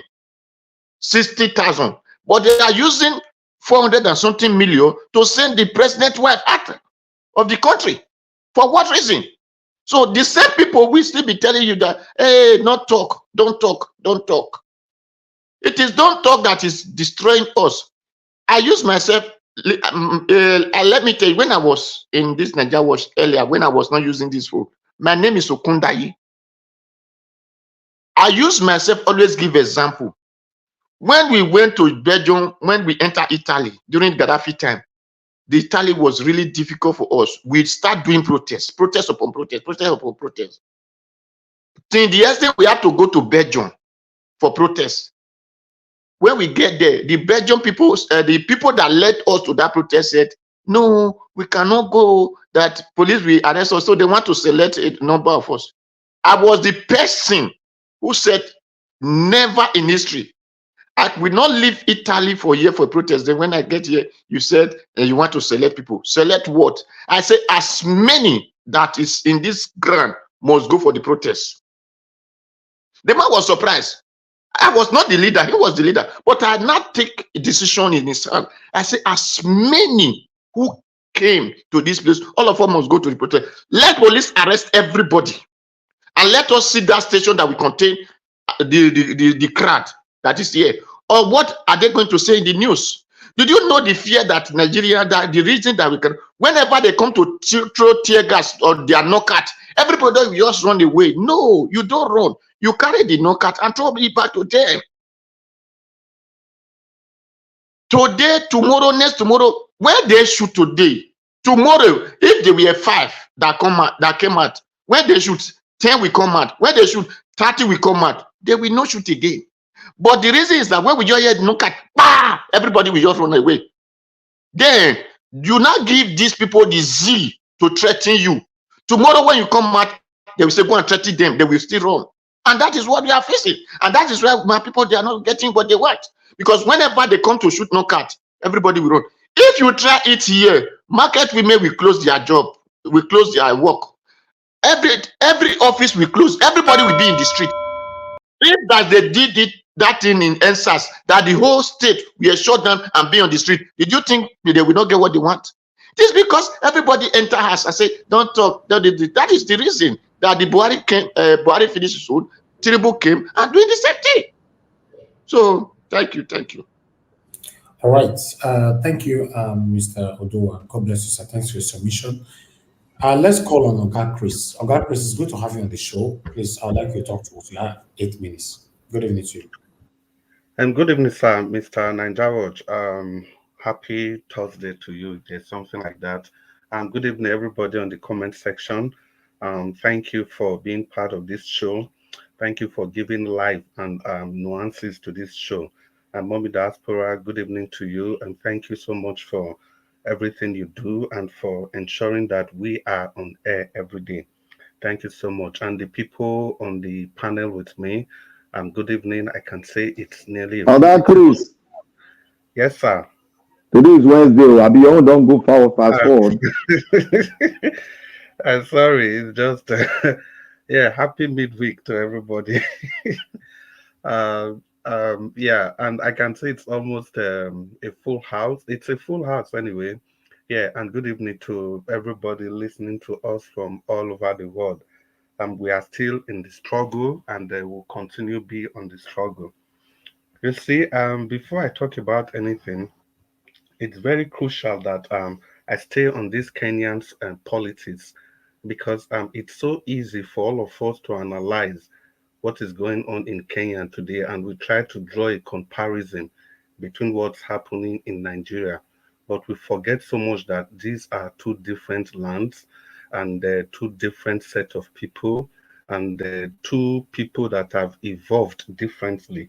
And before I continue delving into Kenya, that is why in Edo State, we must avoid as much as we can the identity politics, the politics of it is our turn, the politics of any form of ethnic agenda. That is why we must focus on the best person or whoever we have all voted for, not because it is the person's turn or where the person comes from. The reason I'm saying this today is because in Kenya, we can see how effective their protest was. It is not because the people in Kenya, not because they are they are braver than the youths in Nigeria. No, not at all. And not because they know what they want more than the youths in Nigeria. Not at all. The people in Nigeria, the youths, they know what they want. The youths in Nigeria, they are brave. But the difference is that we have a lot of fault lines, a lot of geographic fault lines, ethnic fault lines, religious fault lines that are dividing the people. And because of this, we are not able to see things in the same way. And moreover, let's not forget that Kenya has a system. It is this same Kenya that the Supreme Court annulled the election of a sitting president. Can this even happen in Nigeria? The answer is no. Look at the last judgment that was given in Peter Obi's case.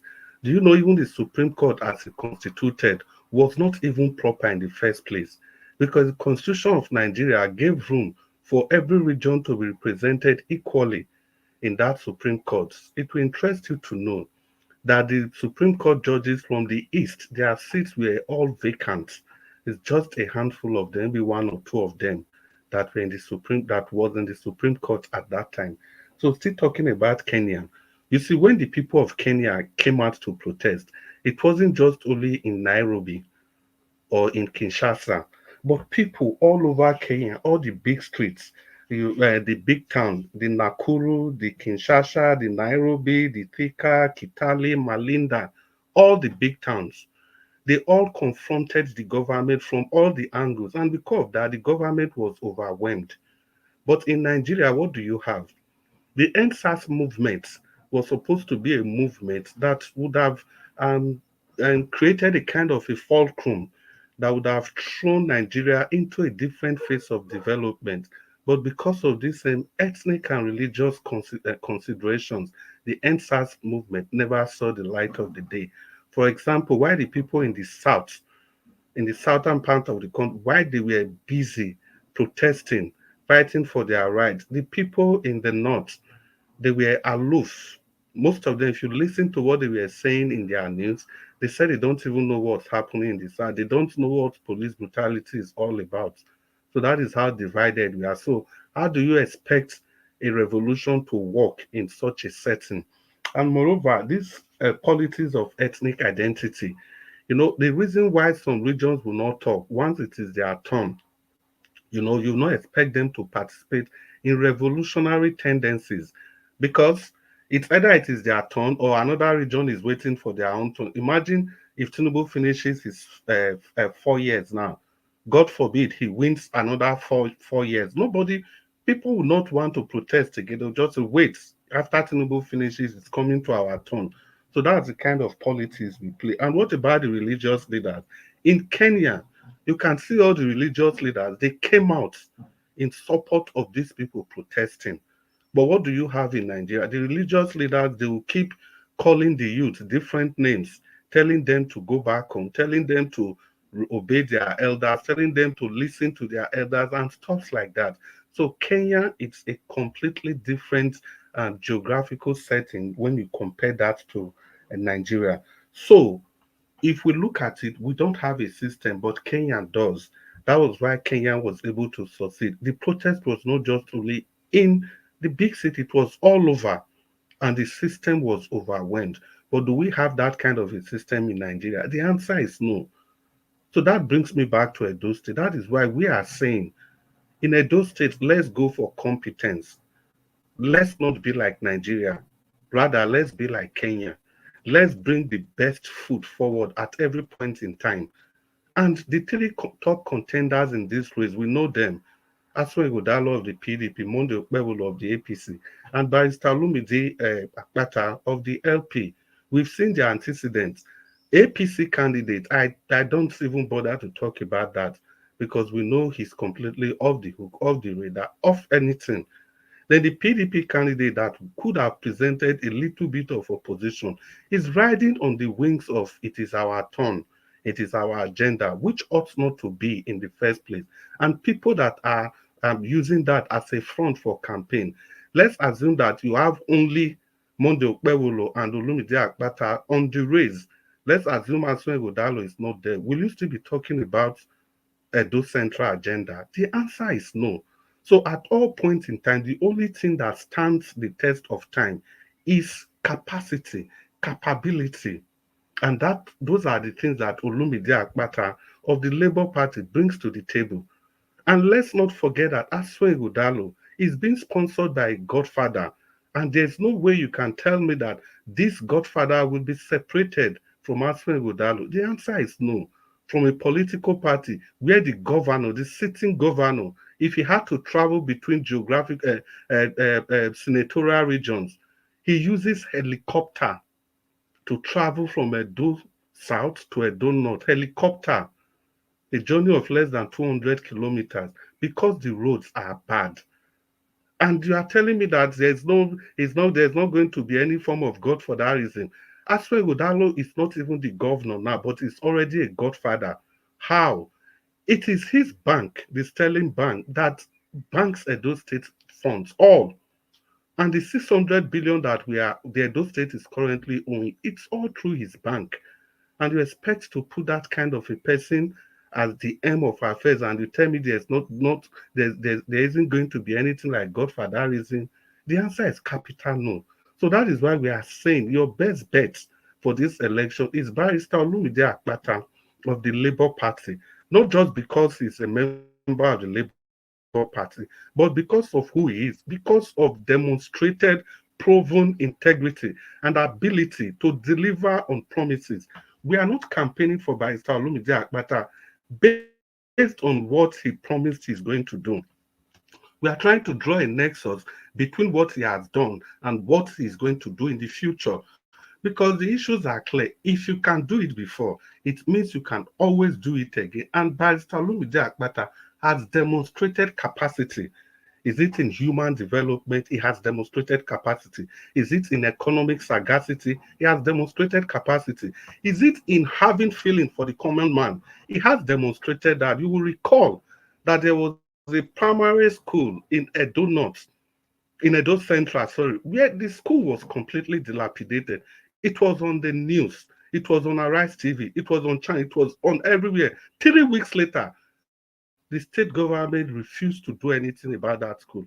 It would take a certain Barrister Olumide Akpata to go to that school and renovated that school. And people might say that that is politics. No, sir, it is not. Because he waited and waited and waited and waited and waited. And even before then, Barrister Olumide Akpata has been involved in such humanitarian activity long before he even talked about becoming the governor of Edo State, long before his political quest to rule the good people of Edo State. So when we talk about Barrister Olumide, we are not just manufacturing facts or figures from anywhere. The things we have repeated on this channel, we have seen that the people we trust, like Barrister Okonkwo, they have repeated the same thing. I'll just round up in 10 seconds, sir. They have repeated the same thing on national television. Even opponents have repeated the same thing. So at those states, let's not miss this opportunity. Let's not be like Nigeria. Let's be like Kenya. Let's vote for diversity.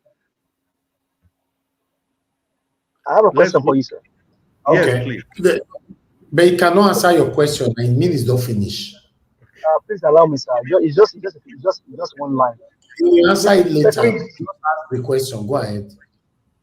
okay, so like as we were briefing the what they call the bio of the other candidates, they said he's the economic chair, is the chairman of the economic team of the sitting governor. How has the economy of Edo State even gotten better? Mr. Andaus, can I answer now, please? Okay, 10 seconds. All right, go past, so I beg. 30 seconds. Now, it's not just only the chairman of the economic team. He has been in that board for 16 solid years. First a member and now the chairman of that team. The economy of Edo State is in ground zero. It's in ground zero, complete ground zero. It is IGRO forcing people, the common people that are hawking, to be paying daily fees because they are hawking and there is no insurance provision. They don't benefit from any of these things they are paying. The bus drivers, they pay nothing less than 300,000 in a year, but yet they are not captured in any of the insurance scheme. Who does that? Okay. Which kind of nation do that to its people? Does that? Thank you. Thank you. Thank you, sir. Thank you very much. I appreciate Thank you, Mr. Ninja. Yes, sir. Okay, the last person on the panel is Oga CM. It's good to have you on the show, sir. Good evening to you. Hey, Oga CM, welcome. Oh, I hail. You don't walk tire. You drink water. Hey, thank you, Niger Watch. Good evening, everybody. Oga CM, yes, please. For my calendar, it's more than 78 years old. Don't see for this platform. Let me say calendar not correct. It's Now make me the alarm. In the drink water. Like say cold day for London. You drink water.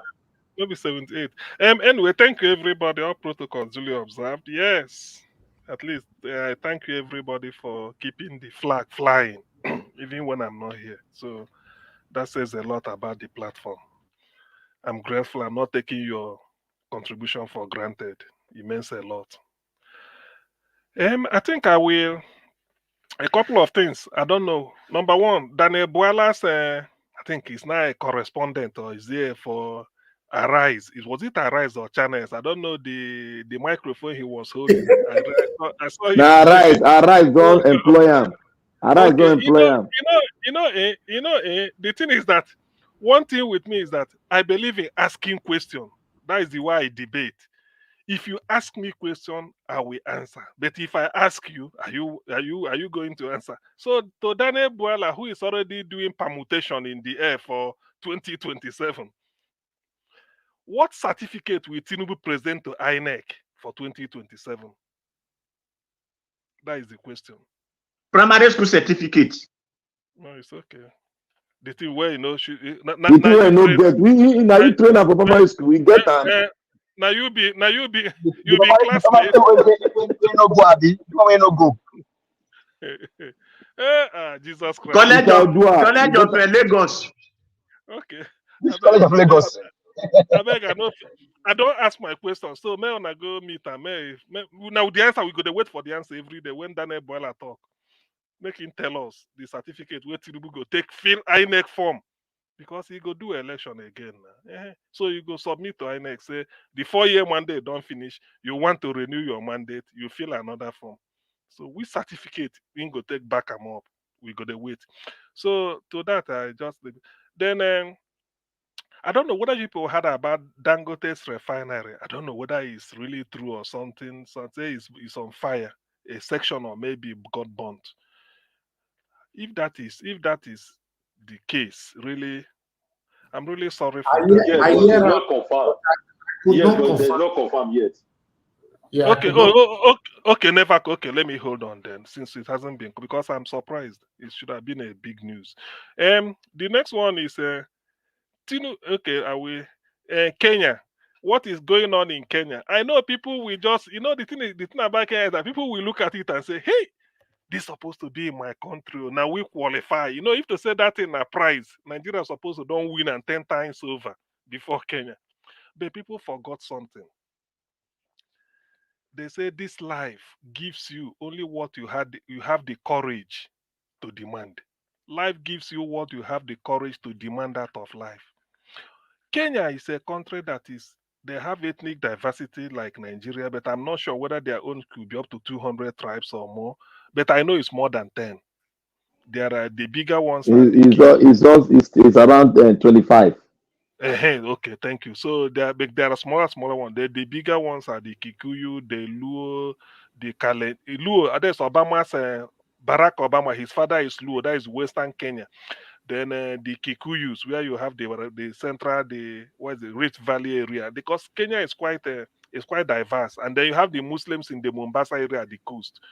So they have quite this. But the thing is, this is where a civilized country. It's not really whether they have, maybe if we play football, we go feed them 10-0. If you mention a top African performer in the US everywhere, Nigerians go come tops. But as a country, we never civilize. Because civilization tells you that is ability to even not that don't let people take you for a ride because they are responsible for their government. That's what they are telling them. I understand that the government want to impose tax, maybe the way they want it or all these things. And what led to this was the man traveled to US. They saying go charter aircraft or maybe higher, I don't know. But the price they called was so much, the people can't take it. Now I look myself, I say, I shake my hand, I say, now wow. This kind one, I will they take do breakfast here now. Nobody they talk.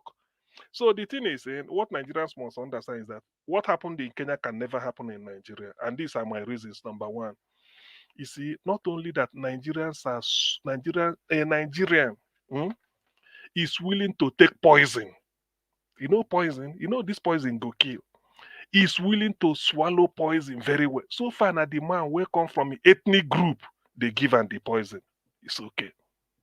That is the difference. Kenyans are not willing. The closest Nigerians has come to, seeing whether they can crystallize into a country with one common destiny, or maybe one common no destiny. That one are two grammar. Let's say all of them need say this is important. Let's just unite against around this. Was NSAS. What is NSAS? Police they collect money. Whether you be Igbo, you be Yoruba, you be anybody, police they deal with everybody. And the police now, some of us. Now people said enough is enough. What happened? Remember, Kenyans wearing waving Kenyan flag in terms of singing national anthem. They stood. They were active. In other words, they were sort of marching, destroying things. They were quite active, expending energy, destroying things, showing their anger. But in Nigeria's own case, that they are just dancing, singing national anthem, even waving the flag, Arise, O compatriots. Now, the police, the army were sent to come and shoot them. Point blank with live bullet, and they all died. Some out of just to escape, they jumped into the Atlantic. Till today. Now, how did some people receive it? They say they want to topple Buhari's government. This na coup. It's a civilian coup. They want to burn down Lagos. If they want to make them go their side, they do them. Those type of divisive tendencies. And that is where we are. So look at Kenya. Look at what happened in Kenya. You know how many days? There's no need writing on social media. They saw it that the people are not happy. And how much is involved? How much is involved? Yet we borrow money here. So that what happened in Kenya can never, ever happen in Nigeria. Somebody can prove me wrong. It can never happen. Simply because we believe that as long as the poison is coming from somebody from my ethnic group, it's okay. The other day I listened to, there's a conference going on in Katsina State, the North versus Bandit. All the people, they just lined up a conference, they speak grammar. I look at them, I shake head. Do you know why? 1960s, when Awolowo launched his free education, Azikiwe copied it.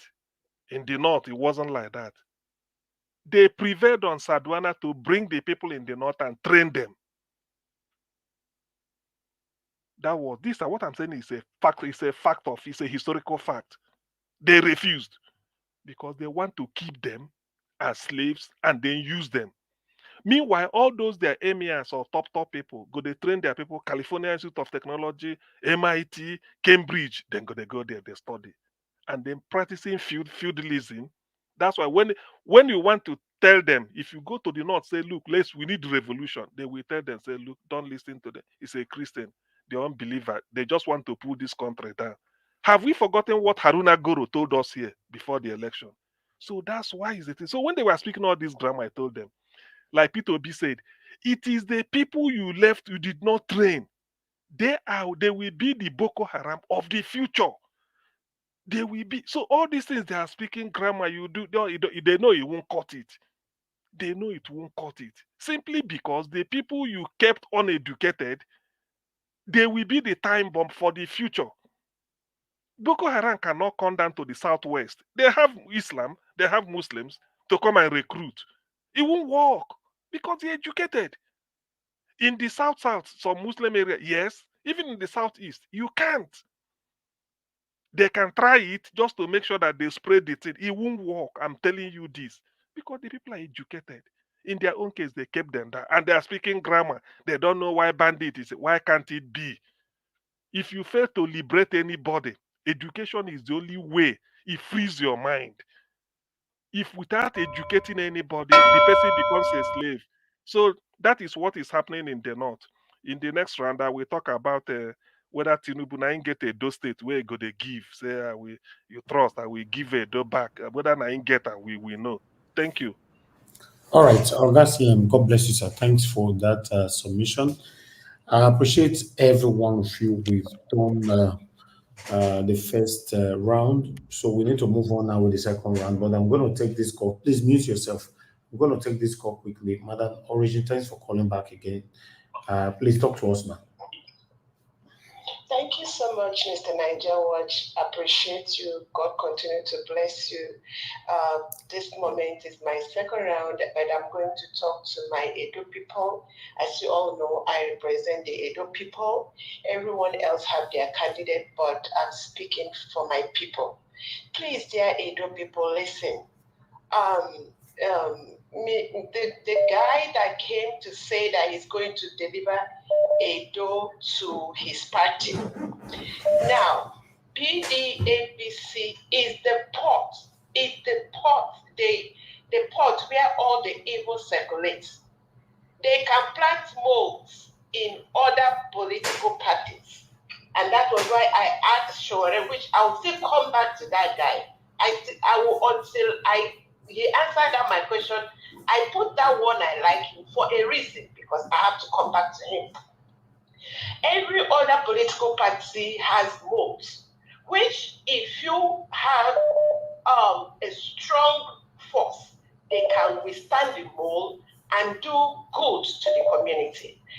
Now, the man that we are talking about, Mr. whether they call him Puala, you see, I please plead with everyone, until we get to the right place. We know that the evil that is behold this country is PDAPC. And the man that is there right now, just like Mr. Kuala said, he said, I have not seen him talk about 2027. As he has maintained the composure he had in 2023, which means the same tactics he used in 2023, keeping quiet and doing what Kuala said when he said Tinubu won election when the odds was against him, both in his political party and even from externally. If he could do that in the midst of that odd, I guarantee you he's going to win, which means he has all his plan in place. And whoever that votes any party, PDAPC, because as we are speaking now, Mr. Obaseki has honored Oshomere, which is the same circle. My dear Edo people, I am speaking for you. With this point of mind, please make wise decision, because you can still deliver your state. God bless you. Thank you, ma'am. Mr. Niger Watch. Thank you, ma'am. Thank you. All right. Let me take another call quickly. Ogashimize, you are calling in. Please, you have 2 minutes. Go ahead, sir. 2 minutes. Yeah, Niger Watch, thank you for picking my calls. Yeah, Mr. Destiny. I think that was Mr. Destiny. You were saying something comparing P2B and Showore. I don't think you say P2B is going to here. If P2B don't go to those places, you want him to go and meet Showore. So I don't know why we always bring P2B and Showore. Showore haven't even hold a government whatever, ever. He never governed anywhere. We should stop bringing P2B and Showore. He never, there's no comparison between Showore and P2B, please let us put that thing in our heads. Please, let's stop. It doesn't want it. You know, Showore is saying, I've already said it before, and I will keep saying it anytime Showore come out to say something. You know, let him go to his village to go and campaign, or go and take position there, either governorship or any place in their state. That one aside. All right. Nigerians, please, you guys have seen it all what happened in Kenya. If we can get up one day, I don't say now, one day, and start saying, now enough for this government, for the investment money that they are investing and using to furnish. All right, thank you, sir. Existing buildings. It's too much. Thank you. Nigerians, wake up and get up. Thank you, Nigeria Watch. Thank you, sir. Thank you very much. All right, let's take another call quickly. I have another person calling in now. I think I can't find this call. Where is it?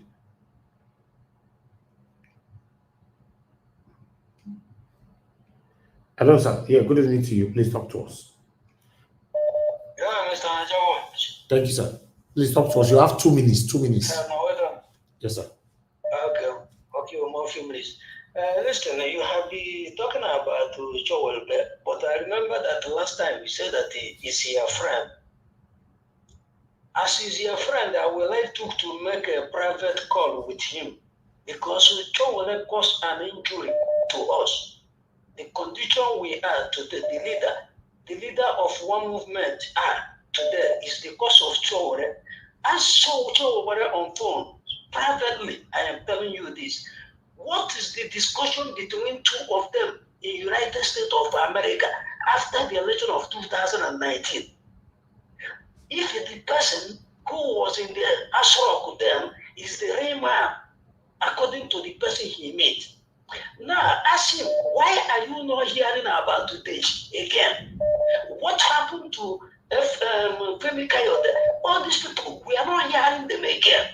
But when the leader in the detention was championing the movement, his protest he have, all of them was behind, trying to bring him down. And at the end of the day, they succeeded bringing him down. So where is too local to compare with P2B? You don't just go there. He have not to make a serious impact. The answers he came out, he disappeared.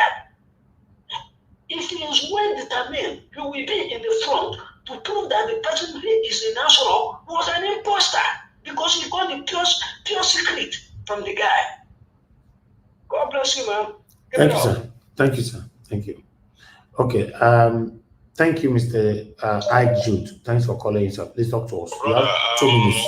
Let me just put in my 2 cents here. I remember sometime last week, I said that other candidates are coming out to campaign, to attend debates, and so on. But the APC have gone quiet. The statement of President yesterday, maybe you are looking at it on the face value. That statement is deep, oh. That statement is deep. So in their mind, it is, you guys go and speak all the English. When the results come out, we go know who go win. He has said it with Adam Soshomole that they are going to return Edo to APC, and they will do it. This one, every election cycle, we see something new. This one, the result might have been written 1 week even before the election date. Edo people, shine your eye. Bye-bye. Okay. Thank you, sir. Thank you. All right. Let me take another call again. We have... we lost you there, sir. Let me call you back quickly. Mr. Ifeanyi, thank you, sir. We missed your call. Good evening to you. Hello. Thank you, sir. Good evening to you. Talk to us, sir. You have 2 minutes. Thank you, sir. Thank you for continuing to update us on the happenings. Please, loud your voice, sir. Your voice is not clear. Okay, good evening, the panel members and those on the comment session. First of all, I want to thank Elvis and others for keeping us abreast of what is happening. And but I want to make that issue of Dangote refinery was actually true. But they came out with a statement that the fire outbreak was minor, that it was contained, and that they are still going on with all their plans to begin supplying fuel by July. We are all here waiting. So most of the things that are happening, we all know. Look at Tinubu telling us that he wants to give Edo to APC. What does he want to achieve? He wants to grab it again and run with it. I don't think Edo will give that chance from what I'm seeing. Edo people that I know will not give that chance. So I don't really have much. I've been listening and enjoying the program. Thank you, God sir. bless all of you in Jesus' name. Amen. You too, sir. Thank you very much. It's good to hear from you. Thank you. Okay. The last person on the phone, which is Mr. Moroyi. Mr. Moroyi, you try calling in. I'll give you 2 minutes as well to talk. Mr. Moroyi, are you there, sir? Hello, sir. Thank you, sir. Good evening to you. Hello. Thank you, sir. You have 2 minutes. 2 minutes. Go straight to the point. Thank you, sir. All right, sir. Thank you very much. I want protocols to be observed. Brother Elvis, I want to use the opportunity to correct each and every one of us.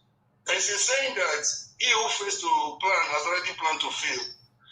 Most of the things we blame on other people, they are right here with us. There's also a saying that remove the speck on your eye, before talking about it. I mean, the locks in your eye before talking about the specks in other people's eyes. We're all guilty of what is happening to us. Elvis, I want to remind you, by now, a lot of us on this platform, another foreigner should be apologizing to Showere. When he contested the first time, they said he was supposed to form alliance with the directors of this one and go. Don't they where are they? They're going to be with Tinubu. This is a guy that has one side. They were ready to condemn him. We're ready to go to any length to condemn this man. In the build up to the 2023 election, he said he was going to pay 100,000 minimum wage. They say he was a joker. Where are you going to get the money? Today, what is Labour negotiating? People wanted you to just leave his own party. The party he Labour to fight for, to come and join another tenant in his own room. Today, what would have been happening to Showore if he had abandoned AST? Can we be fair for once? The people that are saying Showore has not done anything in life, can they go back to history and ask what was who was Mandela? Mandela was like a rogue, like a street boy when he started his activism that brought liberation to South Africa. Now we applaud what is happening elsewhere. Every people applaud what is happening in Kenya. When Showore was the person and his group that started taking back that communicated to ESAS. There was a group when he wanted to join them, they were joining him away just to stop cheap political points. We blame other people, we blame our leaders. We are even more guilty than our leaders. We are enablers of the crime committed by our leaders. We enable them to make it easier for them to take us for right. We the people are more guilty than our leaders. This is my submission, sir. We should be inward, look within, look among ourselves. How we treat another thing I got today, she almost took it away from my mouth. He said, a lot of people are ready to drink poison. If you decide with tribal and religious club, that is very, very germane. I don't think this is very what we are doing. We don't allow to blame other people. We are not blaming our for the sin we commit. The only man said it today, Gary is gone, it is coming back. If he comes back, probably for judgment. Black are getting old. The followers of this are getting old. The only man we have, the only courageous guy we have among ourselves, he might not even be the president. Why not give him the support? He's ready to lead for the front. He's ready to put everything on life. Family, life, education, money. Okay. Thank you. Thank you. We are part of what is happening in Kenya. All right. We are happy with what is going on in Kenya. Okay, sir. Thank you. Mr. Moroyi. Thank you, sir. Yes, sir. Thank you very much. Thank you. Mr. Innocent, you are calling back again. Please talk to us. Yes, yeah, Mr. Elvis. Thank you very much for continuously doing what is right for Nigeria. Now, I want to get into this Edo, issue. Now, looking at what was you showed today, I know you said the people were saying it's an old video and all that. Now, I want to ask Edo people, the voters, and then possibly the obedient, because Edo is the headquarters of obedient. Despite that, now they are saying that they're obedient in every political party there. But regardless of obedience in political parties there, there's no way the number of obedient in APC and PDP will rival that of the obedient in Labour Party. Although I don't have the statistics, but if people that can do the statistics, they should go and check. Definitely, the number of obedient in the Labour Party will be overwhelming, close to 60%, and then the remaining 40% would have been shared by the other political party. But the only thing that I want to tell Edo-lites now, Edo people, they should put their eyes on the vote. They should forget about, this person is going to win, this person is going to win. If what happened during the 2023 election, all right, hold on, please, give me 1 minute. That the INEC manipulated any of the election. They should not wait for somebody to call them to go out. They should not wait to say let's go to court, because if they do that, that is beating twice. Then they are shy. This is what I want to put out to them. Okay. Forget about whoever is going to win. If there's any rigging, they should come out. They should not wait for somebody to call them out. If they don't do that, then they should forget about it. Thank you very much. Thank you, sir. God bless you. Thank you. Yeah, good evening to you. Your name and where you're calling us from. Hello, good afternoon. Yeah, good evening to you, sir. Where are you calling from and your name? Evening. Yeah, I'm calling from Canada. How are you? I'm fine, sir. Thank you. You have 2 minutes. Talk to us. All right. Yeah, what I just really want to talk about is regarding the Edo State governorship that is coming up. I just want the people to tread very with sense, and or else they will end up in giving Edo State back to APC. First of all, I don't see the reason why I dare the good obedience. To be frank, let me first start with it that I'm a straight believer of obedience. I'm an obedient. I believe in the principle. I believe obedience is fairness, equity, capacity and ability, which I see when you put all those things into consideration. I believe that Olumide Akpata is totally out of that equation, no matter what. First of all, how did he come into being a candidate? It's through abhorrent fraud, So we see, we can't just say, I would say that we need to tread very with sense, with carelessness. Let's not make a mistake. At the end of the day, they'll give that state back to APC and be so very, very bad and worst. Because Olumide Akpata he shouldn't have even been there. Let's get it right. Forget about him. Okay. I'm a strong believer. I do everything, even during the last election. I know I contributed to obedience to a campaign, that campaign, the way from Canada here. So I want to say 247. Part of Olumide is totally out of it. He's not representing. Thank you, sir. Your minute is over. He's not representing. Hello. I believe some people that are supporting it there is just tribalism and all that. Thank you. Thank you. Thank you, sir. It's not the right for obedience. Hello, are you hearing me, sir? Yes, I can hear you. Okay, your time is over. Thank you, sir.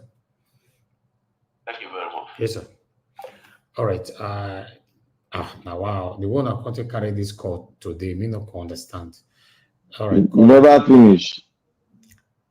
Please hold on. Callers, I'm done for today. So tomorrow you can continue calling in. I'm not picking any calls anymore. Let's have our final submission. Before that, mute yourself. Noise is coming from you, Mr. Oga Chris. Thank you. Surprisingly, today, I received a very important call, from a very prominent person from APC. I was surprised. You know, that was about 30 minutes before I came on air. And that call, I was surprised, to be honest. Although they are not telling me to support them, you know, or they want to give me money for anything. But what they were telling me was someone that every one of you know was telling me that they have looked. I know APC, some of APC people will not like what I want to say now, but I'm not going to disclose any name or anything because the call is not private, but I won't disclose any name until it happens. I have to greet, okay, sir, good evening, sir, good evening, sir. And he went on by saying they have been watching us, Niger Watch, and we are doing a wonderful job here. They are listening to every one of us. And they have carefully looked at the 3 candidates in those states, Olumide Akpata, Aswan Godaro, and Akpakomuza. That was what he used, Akpakomuza, which is the model Bewolo, the APC governorship candidate. But surprisingly, he now went by saying that we have decided that we cannot support our own candidate, APC candidate. That is APC person. We cannot support our candidate because it's shameful and disgraceful. That if I can use my platform, first week of July, this was their statement. If I can use my platform, that they are going to use their influence and they're going to bring more prominent, other 2 prominent persons here. First week of July, they are going to bring Aswan Olumide back here. They need to choose one of the 2. I was like, wow. I was like, wow. Okay, I'll leave this. Let this work first. In case something happened first week of July, that was what they said. You guys should know that this was the story I was talking about. You see, if you're APC supporter, I'm surprised that even some people in the APC, they are not happy with your candidate at this particular moment. You know, but I'll leave that on because okay, I've been asked to stop. I'll just stop right now. Okay, I thank you very much, my people. Now God will bless you. Now let's move on. Niger what? I don't want you to say, and I know you are not going to say more. Even I don't expect, but this is just like food for thought for everybody. What you've just told us now, where does it leave us with what the headline today? You know me very well. I will give a door back to APC, isn't it? So that is so it's also for people to know. So which APC now is it going? Even the people like from what we gathered are even not happy with the candidate. So what is Tinubu going to give now? Thank you. Niger Watch. Niger Watch. Yes, sir. What about our debate? I've answered you now. Who's talking? Now, me, the black part I want to talk, but this guy don't enter. They can talk. Give us our mandate. Give us our mandate. What are you saying? Say it now. I'm waiting. I called him first now. So, Mr. Elvis, what about we talk about a debate, right? That we should organize a debate. How far are we going with that? We are still working on that. I believe this might look like the same thing because according to, okay, I'll leave that information right now. Don't worry, sir. We are working on it. Thank you. Can I say seconds? Yeah. Yeah. Niger Watch and every one of us. I know what Niger Watch is saying. And I told you I said one thing here. Intelligent is different from being smart. They outsmart us. Now, what we need to do, things are coming and say, bring them. We have already suggested it. But we should be very smart in doing this thing. We know that APC and PDP, they are like minds. Let's be smart and weigh things very well. Commission of 4 minutes. Oh, I should start now. Okay, just start now. May not call this cheap people for you. Okay, let me start by saying that the Niger Delta issue, that is coming up now, the police are just behaving like scavengers. They know they don't have the power to arrest him because this guy has signed a pact with the federal government to secure the pipeline. They cannot go against that pact. Nigeria police don't even have the power to even go against that pact. And this person that the police said they want to arrest is right there in Port Harcourt. It's not, they run for anybody. Therefore, Ikwere land there, there. They run from anybody. You see this guy, Asari Dokubo and 3 others, they splitted to form the sector, and they formed the sector. Asari Dokubo is still on top, but they behave as if they are not. These people are strong. If you want to balkanize one, because you listen to Asari Dokubo, he told them, let Wike dare him. I listened to him very well. He spoke to Wike. He said, let Wike dare him. So all these things they are saying, that guy, they cannot arrest him because that guy signed a pact with government. And government, you see the arms that he's carrying. Why haven't they arrested that arm? He has a lot of it. Why haven't they arrested him for long? Because Nigerian law is against those arms. So what is Nigerian police talking about? So let us put that aside. What they are fighting for is under the law, and they have the right to protect their own state from not being dissolved by hoodlums that the law said they should go. Come back if they want to contest, they should go and get ready to contest for the next election. Not to say they should extend because it's against the constitution of Nigeria. So on that ground, nobody should say they want to arrest anybody. Under which law? And let me move to Kenya. Kenya today have lost 11 patriots. As of today, 11. And when Kenya youth, Nigeria and Kenya, thank you, Mr. Nanjawo, thank you, Mr. CN, thank you, Mr. Chris. All of you are thinking in the question I said, is Nigeria a country? You people have thought about it and look at the way you dissected your point. And Mr. Odua, I think you still need to go and understand how nations are created. If you don't have a law, a thing that you people can accept as your law, that will give birth to institutions that will be strong, and you are part of that people that founded it and say, let this be our law. You can fight and take yourself to see that law works well for you because you are part and parcel of it. When a couple of gangsters create a law for you, it is not the law, it is the people. The people you are thinking that the people, they will take advantage because they know that you are not part and parcel of the creation of that law. That is why they can maim you down.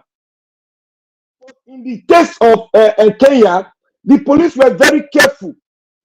Very careful because in a country when you have uprising, more than 78 hours, the military can take over. In Africa context, the military will take over. If anybody want to doubt me, go and look at any country that have in Africa that have uprising for 75 hours. That the military has not come in. Check it.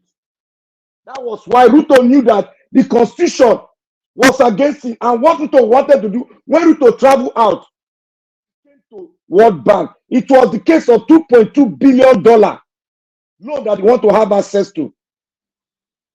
That the World Bank gave him a condition, what they gave Nigeria during Babangida time. The value of currency, so that we can say how you're going to pay the money. This is exactly the way Nigeria went down, and Kenya does not want to go down that way. That was why they revoked it, and they succeeded because they have a system that they created by themselves, and they'll fight to split anything for that system, and we don't have. Thank you, Nigeria Watch. Okay, thank you, sir. Thank you very much. I know you're on the backstage, Mr. Paul. I'll get back to you. Don't worry. I'll bring you in when it's time for you to speak. Let me see if Madam Patricia is still with us. I'm here, Mr. Elvis. Okay, thank you, ma'am. You have 4 minutes. Final submission. Thank you.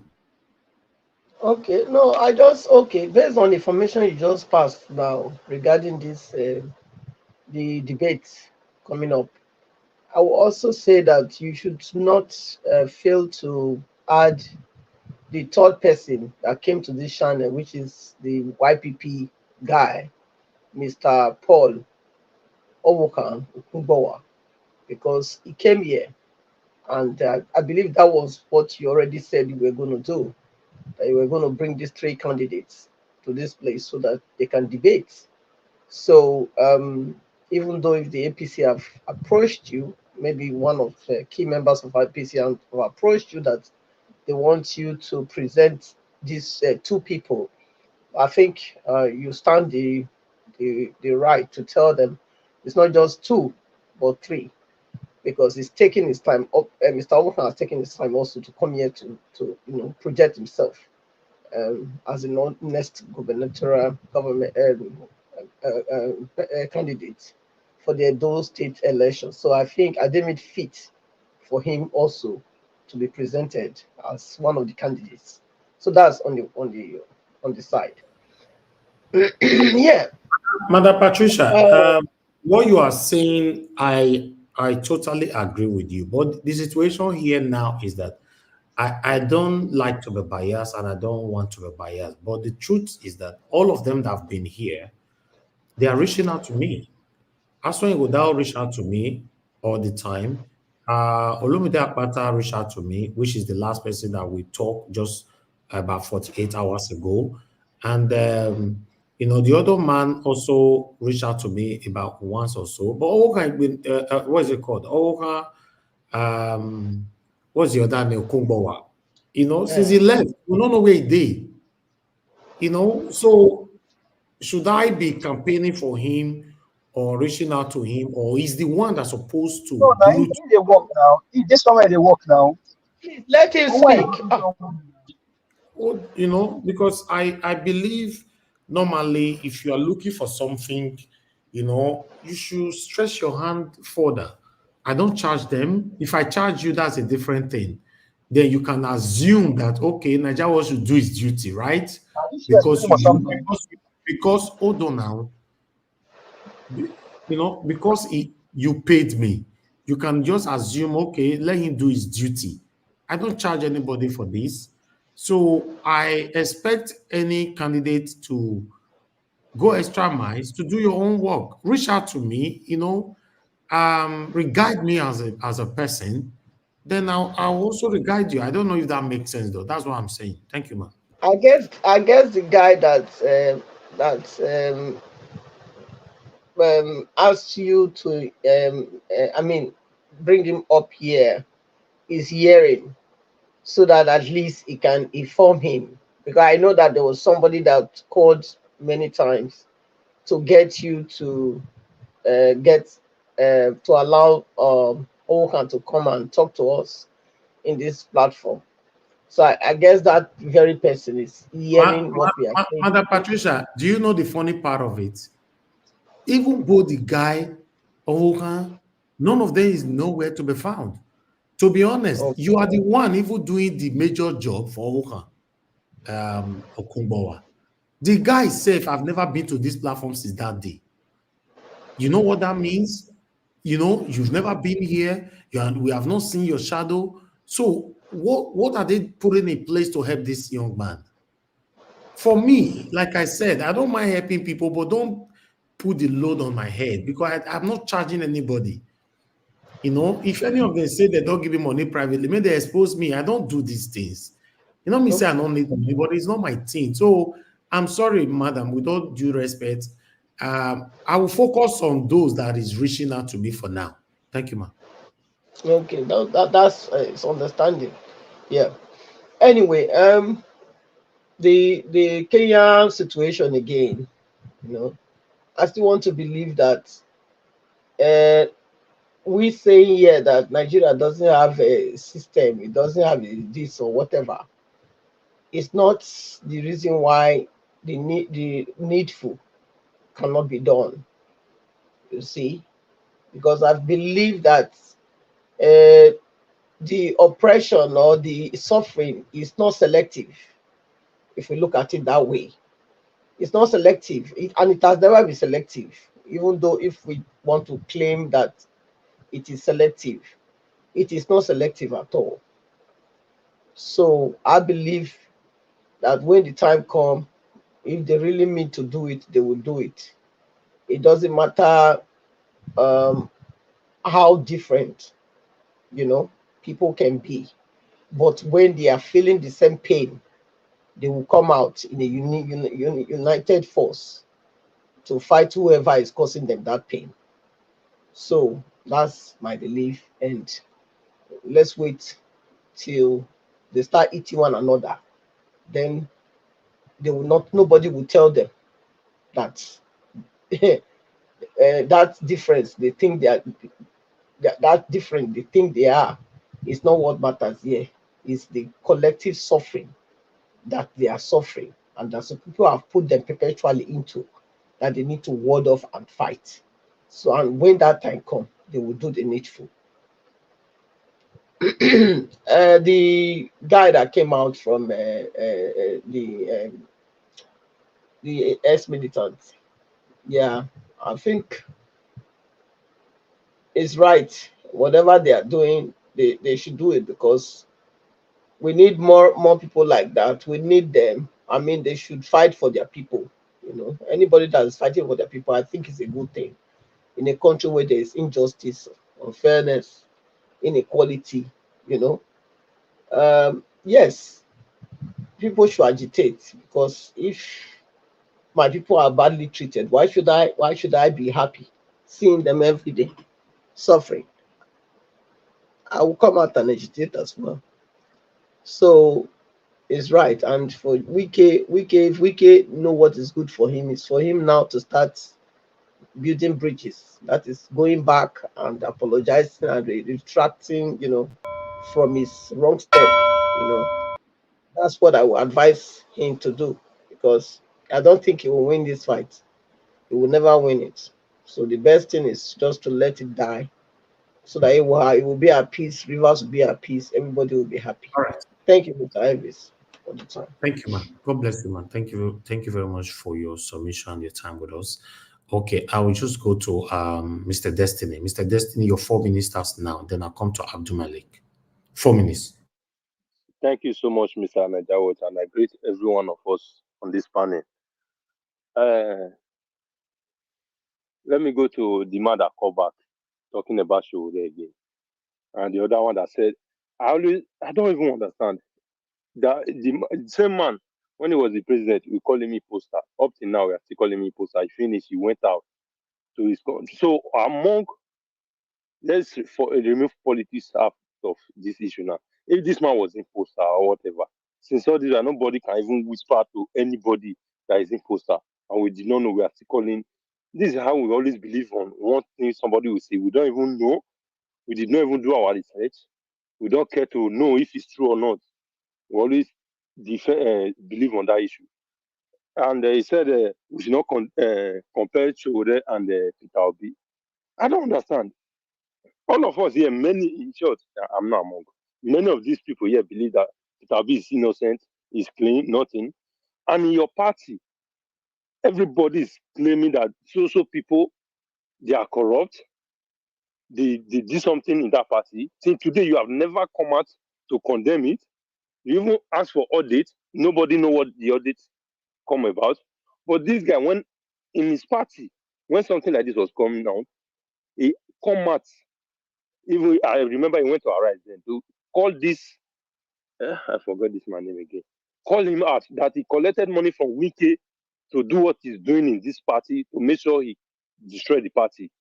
But they will not allow him. They will fight and make sure that the party stands. And they are not. He is not going any other party. That party is where he will belong, and the party did not belong to that man. And they fight, they go to court, they do everything to make sure that that guy was expelled and dismissed from the party. But what is happening in Labour Party? See, today, the Peter Obi have never said anything, whether what people are claiming is true. And I know, and I always said it, that nobody can tell me that whatever is happening in that party, that Tabi did not know if it's true or they are lying. And if it's true, why is it that he have never come out? The way you people are sending him, why is it I have never come out one day to say, you people, you are lying, or I have do my research in this party, I have asked questions, because I have some people that have access. Okay, let's say you don't have access to the party account. I know those people that have the access to the party account. They have not asked questions. They have not told us that he asked questions. They said something is missing or something is not missing. I remember when the SS took some money from those parties, he published everything. He bring out all the statements of account and everything, how he spent all his money. He brought everything online, both the party account, everything, for all of us to see and know that, yes, I did not take any money from the party. The money I used as a presidential candidate, the left, I gave it to the governorship candidate then to support their own campaign. So I don't know why we come here, condemn this man, and even people, many of them that say he should collapse the party and join Peter Obi. I wish he did that then. Now that Peter Obi has gone back to be meeting his billionaire or millionaire gang, where we should already be by now? Thank you. All right. Thank you, sir, Mr. Destiny. Okay, Abdul Malik, sir, you have the floor. 4 minutes. Yeah. Thank you, Nigeria. Good evening once again. You say, Kenya, what happened in Kenya? Somehow we should not compare Kenya with Nigeria because it will be easily for them to unite. Because you see, Nigeria, we are not one, just because of the language. If you look at Kenya, how many languages Kenya? I don't believe it's up to how many. I don't know. I don't really know. That's why it will be easily for them to be unite, to comprise, to talk one thing, understand? As a concrete, they use it for protection, for protest. But Nigeria, we are not one. We are divided with ethnicity. That's why Nigeria is like the way it is today. That is for that. You see, today there was a very serious protest in LP office headquarters in Abuja today. Very serious protest because they said that they need Abure resignation. Obi was there. Obi even talk. He was there. Very serious protest today in Abuja LP office headquarters. That is for that. You see this Edo State election, governor coming election. We should not be carried away by APC. All those who they are, we know how they is, understand? Because we see what happened in 2023. You say this guy is not capable, but why do you guys bring him in primary? Now he's the candidate of APC. They know what they are doing. I'm telling you, they have the plan. They want to rig that election to that man. That's why you don't see that man go to any interview anywhere. Just take a look what happened in Abia State. I wish not that Professor Unena Ote. They would have rigged the election to PDP. There's a line Alex Ote. It's just because of that woman. She stand as a truthful woman. That's why she refused any call she received from Abuja. Then she refused. Yes, they have planned. They want to rig that election to that APC man. That's why you don't see that man going to anywhere. We should not be carried away. Edo State, I use this opportunity to talk to you people. You see what Kenneth Okoko said yesterday. He said, if you need good something, apart from him, even me, I say it. If you want good governor in Edo State, if you want to go back to hospital, good school, good road, drink good water, everything good. Change PDP and APC, don't vote for them. They are bad people. How many years we have never seen any improvement in Edo State? Edo State is very backward for the other state in the Niger Delta. Yes, thank you very much, Niger Watch. All right. God bless you, sir. Thank you very much. Before I call on the next person, Mr. Jonathan, please, Mr. Jonathan, hold on. I'll call you shortly. There's a comment on the comment section. I don't know if I'll still see it for one Grace.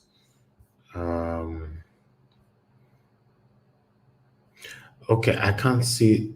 Oh, where's the comment? I saw a comment earlier on that I wanted to address. Okay, I can't find the comment now. It's crazy. But although I remember what you said. Okay, yeah, I got it. I put it on the screen. You say, why is it you don't want them to be paying you at Niger Watch? Every other channel are paid for what they do, or you think they can't pay you what you will ask for? Answer my question. Okay. This question is very it's a bit difficult to answer because a lot of people have asked me this in the past, and we all have deliberated on this channel before. For me, like I've said before, I don't mind being paid. If anybody want to pay, people they super chat me for a year now. These are my money, and I'm very happy with it. But when it comes to politicians, I've never collected a dime from any politicians all my life. And I believe, maybe my belief might be wrong. I believe if they pay you, you will now be controlled on how you talk. If I'm wrong, please, guys, you can talk on this later before we round up if you want. So maybe that's why, I don't do this. Some of the candidates that I brought here, they try to talk about the money aspect, and I refuse. They will say, wow, other platform we wanted to go, they charge us this and all that. Because they asked me, how much do you charge? And I say, it's nothing. It's just free. Come and talk to us. That's all. They were like, oh, wow. Just like that. I said, yes, just like that. So I think I've answered your question because I don't know how to answer it. Maybe someone might answer it much better. But for me, it's not my thing. And I don't want anybody to truncate my vibration. Or if I want to talk, I'll not be thinking, okay, me and this guy, do they drink or do they, I don't really like that. Maybe that's why. Thank you. I'd like to call on Mr. Jonathan. Mr. Jonathan, you have 4 minutes, sir. Please. Mr. Elvis, thank you. Thank you very much. I greet all the panelists once again. Let me quickly make a comment on the last comment that you made also. See, what you are doing is not only your work as a professional, it is also a calling. It is also a calling. So don't let man or people truncate your calling so that you will stay online. You will not be partial. You will be focused. When the time will come to charge, to get, to charge for fees and all the rest, the time will come. But stay on your track. Don't let your calling be truncated. And God will help you as you continue in that on that line. Thank you very So much. I'll just quickly go. Unfortunately, I have to respond to some comment from fellow panelists about Kenya. I've heard things like Kenya is not the same like Nigeria. I'm again, wonders shall never end, as they say. Wonders shall never end. Kenya is not different. Is it because we just have to? I don't know. Poverty in Kenya, is it different from poverty in Nigeria? Bad governance in Kenya, is it different from bad governance in Nigeria? People's life being truncated, people's life being, is corruption different in Kenya than the corruption we see in Nigeria? The scale may be different. Corruption is corruption. I hear things like it is different geographically, it is different religious or that. Man, I just don't know. Nigerians are very good. I said we have our talking point, and it is a script. We don't look for it. We have it. It's ready to go on our hand. On our hands. We just pull it out whenever it is convenient. What is happening in Kenya is exactly what is happening in Nigeria. Politicians are corrupt. Development is not what it should be, the way it should be. And people are holding their government to account.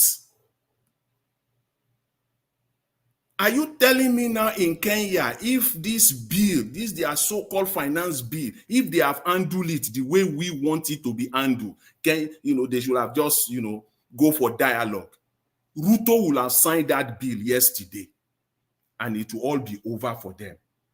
They will be sinking in World Bank, inside World Bank, nets. They will be enslaved. He will have signed that bill. I don't know. I don't even think I have the strength to go into that debate that Kenya is not the same as Nigeria.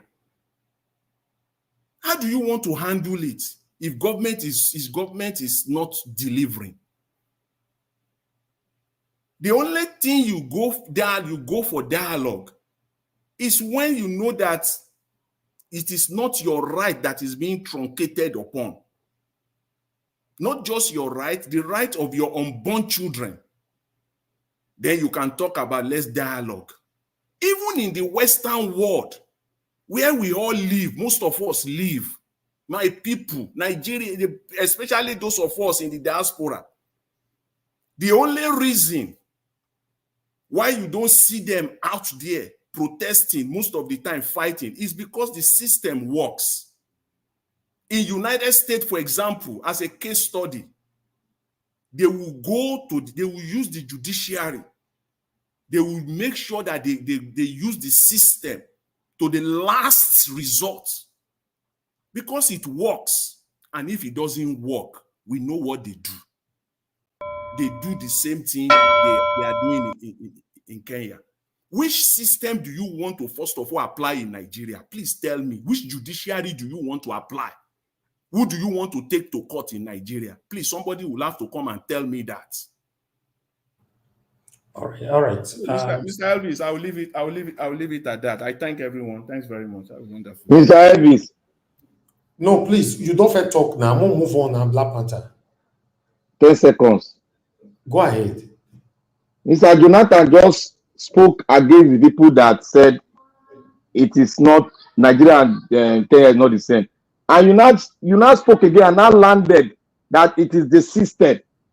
So those people are right, and you are also right. Okay. Thank you. Thank you. Thank you very much. Thank you. I would like us to hear from the next person quickly, which is Mr. Oduwa. Mr. Oduwa, please, I'd like you to talk to us. You have 4 minutes. Thank you. Okay, you are not there. I'll just move on. Oga Chris, please talk to us. You have 4 minutes. Thank you, sir. Okay, you are not there as well. Give us I did hear. I'm just trying to this thing, please. Thank you. Go ahead. 4 minutes, sir. Yeah, thank you, Mr. Nanjawach. And we've discussed on this panel today, and just like we've been talking before, it's about Nigeria. I think it's better we dissipate energy on trying to bring discourse that will pull the nation forward and not unnecessary back and forth. So based on that, I just want to remind Edo Light again that the fight between us is very clear, and the fight before us is very clear, and that is the fight to liberate Edo State from who? From political jobbers, from the godfathers, and from the saboteur. We know the people that are holding Edo State to ransom are in the PDP, they are in the APC. So we must have to do everything to ensure that both of these parties, they don't ever come close to power. And that is why Barrister Olumide Akpata of the Labour Party is your best bet in this election, because he has ticked all the boxes. All the bosses, he has ticked all of them. So we shouldn't miss this opportunity. We know the APC, they are planning something very big. That is obviously why Akpakomiza is not talking to any person. You cannot tell me that somebody that wants to be the governor of the state and is not talking to any person, and that person doesn't have any agenda. Of course, the person has. It's also in the same connection that I want to talk about the YPP candidates. And I have always mentioned it here. The things I campaign with, eventually they will be validated by responsible and the people we all listen to. And first of all, it was Kenneth Okonkwo. And now Nigeria was just validated what I've been saying, that some of these people, they are just placeholders. I've repeated here several times and I had to stop that. How come somebody came to a panel that he didn't pay for? And I asked him a question that day. Are you going to continue coming here? Are you going to send your people to the WhatsApp group to come and campaign for you? Because I saw his campaigns, they were good. And he said yes. And Nigeria was confirmed today that since that time, he has not heard a word from this guy. And I have also repeatedly said, apart from just one person on this panel here, that he came to meet here for that matter. Nobody is doing his work for him. And you tell me that person wants to be the governor of the state if he's not just a placeholder? Well, thank you, Mr. Angelos, for reiterating that again. Then for Kenya, I think we have to understand that what's happening in Kenya is not different from what's happening in Nigeria. Excuse me. But the emphasis, the point we are making is that the system in Kenya is different from the system in Nigeria. And also, the diversity in Kenya is not as broad as the diversity in Nigeria. Although somebody said 25 ethnic group earlier, it's not actually 25, it's like 43 ethnic groups. And you have one of the fighters, the Maasai group. You can see these people that used to hang clothes around their neck. They were all out there, everybody chanting the same cause. The difference that we were trying to emphasize, it's not in area of poverty or bad governance or nothing. We were trying to emphasize the difference in terms of the perception, how people come together to unite for a common front. And that is what we are missing in the Nigeria context. So there can be misunderstanding left, right, and center, but it's okay. It's not something that energy should be dissipated upon. Like the NSAS, for example, when the NSAS was going on, there was a clear dichotomy between the people in the north and the people in the south. But what we have tried to reiterate today is that that kind of dichotomy does not really exist in Kenya. If it does, it doesn't happen at the national level. It doesn't cause anything in national cohesiveness. Another clear-cut example that we gave was that in Kenya, the Supreme Court was able to annul the presidential election. But is that even possible in Nigeria? We've never had that in Nigeria. These are clear-cut dichotomies, and I don't think it's a fulcrum. It ought to be a fulcrum for argument or for making any points. So back to Edo State, that is why we say that we should make Edo State. We've been known for voting and electing who we want. We've been doing it before and we can do it again.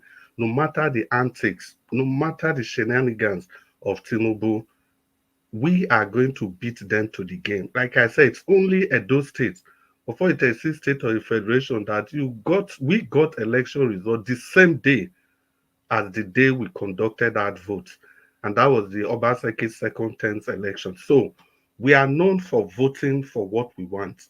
And now, what we want at this point in time, it's easy to even define this time. It's by Olumide Akpata of the Labour Party.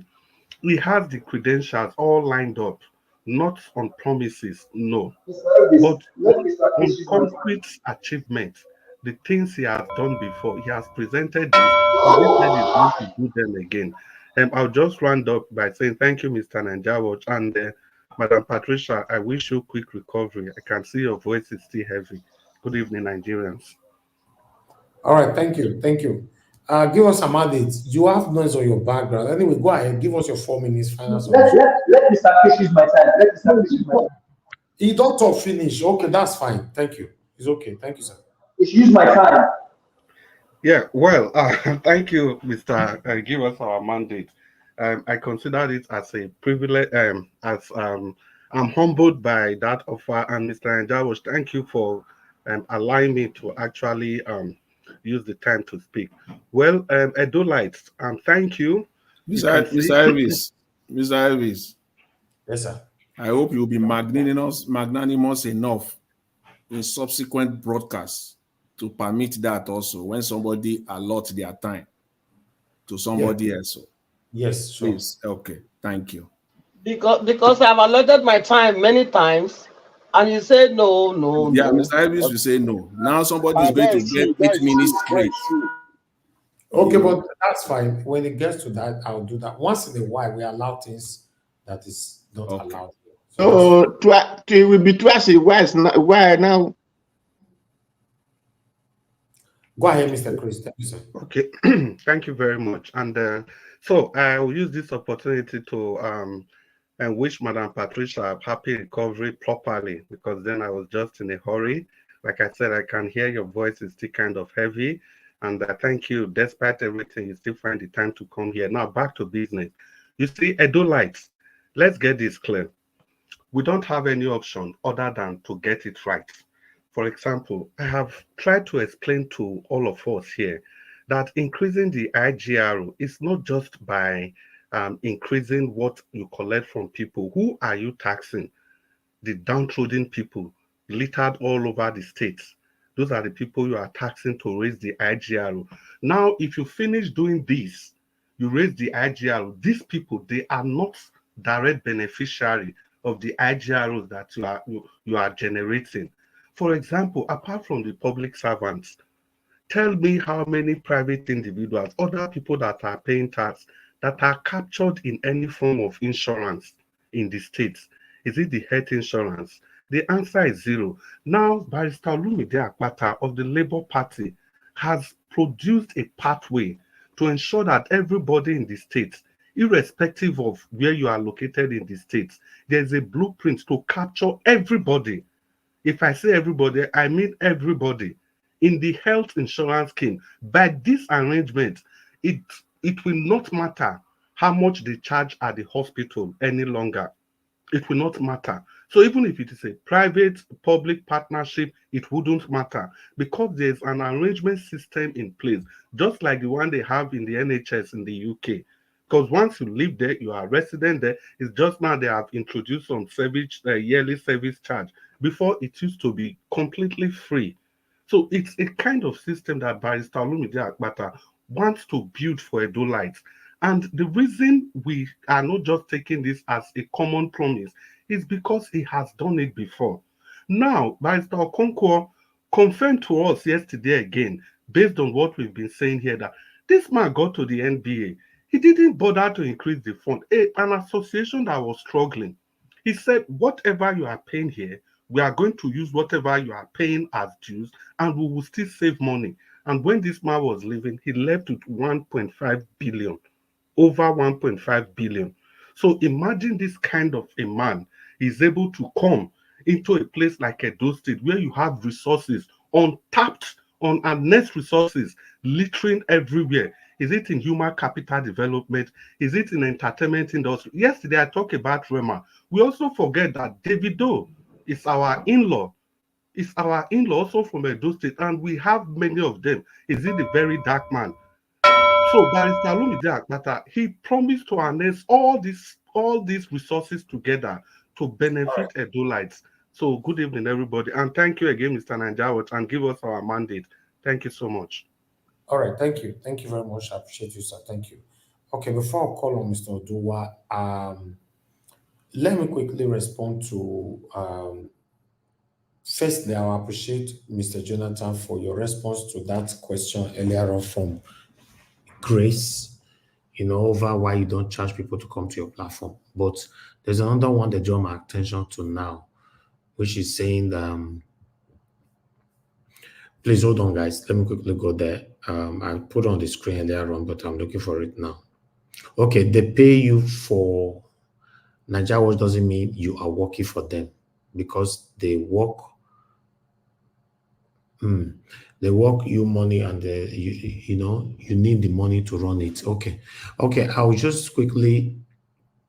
And there's another one. You ask for super chat from beginning of the broadcast till the end of Nigeria Watch.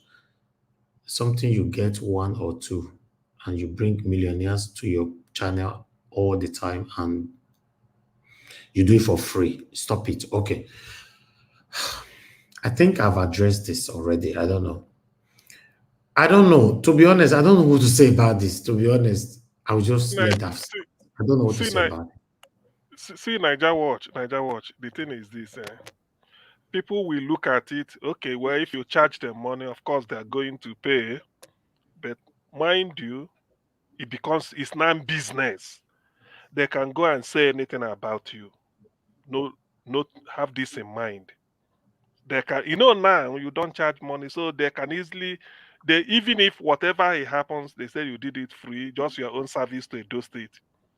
Now, it's very difficult for them to go and conjure just say one type of something or the other one. But the moment money exchange hand, and maybe there's a receipt to show, you never know the extent they are going to use it. Because some people can go to the extent, instead of saying this is the real business we did, they might just say something. Some might say it's not enough value. Then I went, there are a lot of this. You start hearing stories that you never imagined because money exchange hands. But today, everything is thank you, and they are doing it. So that is one. Then secondly, you don't depend on the money you get from them to feed. So that says it all. Even if you want to take, let it be other people. See, if he becomes a politician, no more. Tomorrow they may say they are running you. I mean, they are not in government or, all those that you understand. You know what they are capable of. So please, be yourself the way you are. Please, Mr. Najawash. Okay, use your 4 minutes, sir. Thank you. You see, let me talk on this money aspect. Whenever you see such comments, don't even read it. Because they said they are looking for a way to give dog a bad name so that they can hammer it and nail it and do it with everything. So the same people who are looking for a way to blaspheme or blackmail are the one telling you collect money so that tomorrow that one they can say, hey, we said so. So that is what that. And my people, I don't want to be hearing or competitive that Nigeria cannot be Kenya, Kenya cannot be Nigeria. There is no structure in anywhere. The people are the structure. Determination give you what you want. Ethnicity. Every country has ethnicity. Even Russia has ethnicity. The other 10, these people want to eat out of China. Look, they did protest China that you cannot dare them. They were there challenging the China. What do they call it? In Taiwan or be what something like that. They were challenging the China government that they need their freedom. They want to live a better life. So if Nigeria want a better life from all these wicked, barbaric, old cargoes, it is their mind to say enough is enough. We can no longer continue like this. So. But because we don't want, that is why we still say respect elder. Which kind of the stupid elder they go to respect? The elder who did not respect themselves, not to respect their children, then their children will not come and respect their elders. There was a time in Goodluck Jonathan time. One man came out and said, Goodluck Jonathan did this. I said, the man should shut up. Why can't him compare Basejo, who steal the entire Nigeria farms? The man was weak. The man who stole entire Nigerians from he stole the mad person, he stole the person in the hospital, he stole pregnant woman, he stole from everybody. You could not challenge, and you are not challenging Goodluck Jonathan just because. So these are the kind of things Nigerians. Let me not hear that. Let's have this. Kenya. Do they not tear gas in Kenya? Do they not shoot like bullets? It is not ethnicity or what. If the North said in Nigeria, the North said they will not. Is the food not coming from the South? Why can't the South resist the wickedness of those Anglo? It is because the South themselves are ignorant of themselves. The fake education they have, quality education, the laxity education, they think they are on top of the world. That is the reason that they cannot do something. If they not say we did not know, you cut it not off. You do your own. Then by the time when the North see that you resist what the government, if the government want to divide the country that time, let it divide it. Because the money that solicit, that do everything in that country come from you. So the person that is collecting that money, do you think it will mind you are shouting? It is better you keep on resisting him. Then he will not know that this person is serious. So if I could not do his plea, if I could not plead his need, then I can no longer eat from him. It will eat to your name. So let me not be hearing Nigeria cannot be Kenya. All right. Even British, the language that we are speaking today, scholars have their own different language. Thank you. Thank you, bro. Okay. Thank you, sir. Thank you very much. Thanks for your advice earlier on as well. God bless you, sir. Thanks for your time with us today. Okay, the last person on the panel is Augustine. So, Augustine, please talk to us so that we can round up. Thank you, sir. Good evening. Okay, thank you. I wanted to say something about Tinubu saying he will hand over Edo to the people. I say we give it to them. I think was the headline. But from the phone call you received, which you just let us in a little bit, you gave us a little bit of the hint.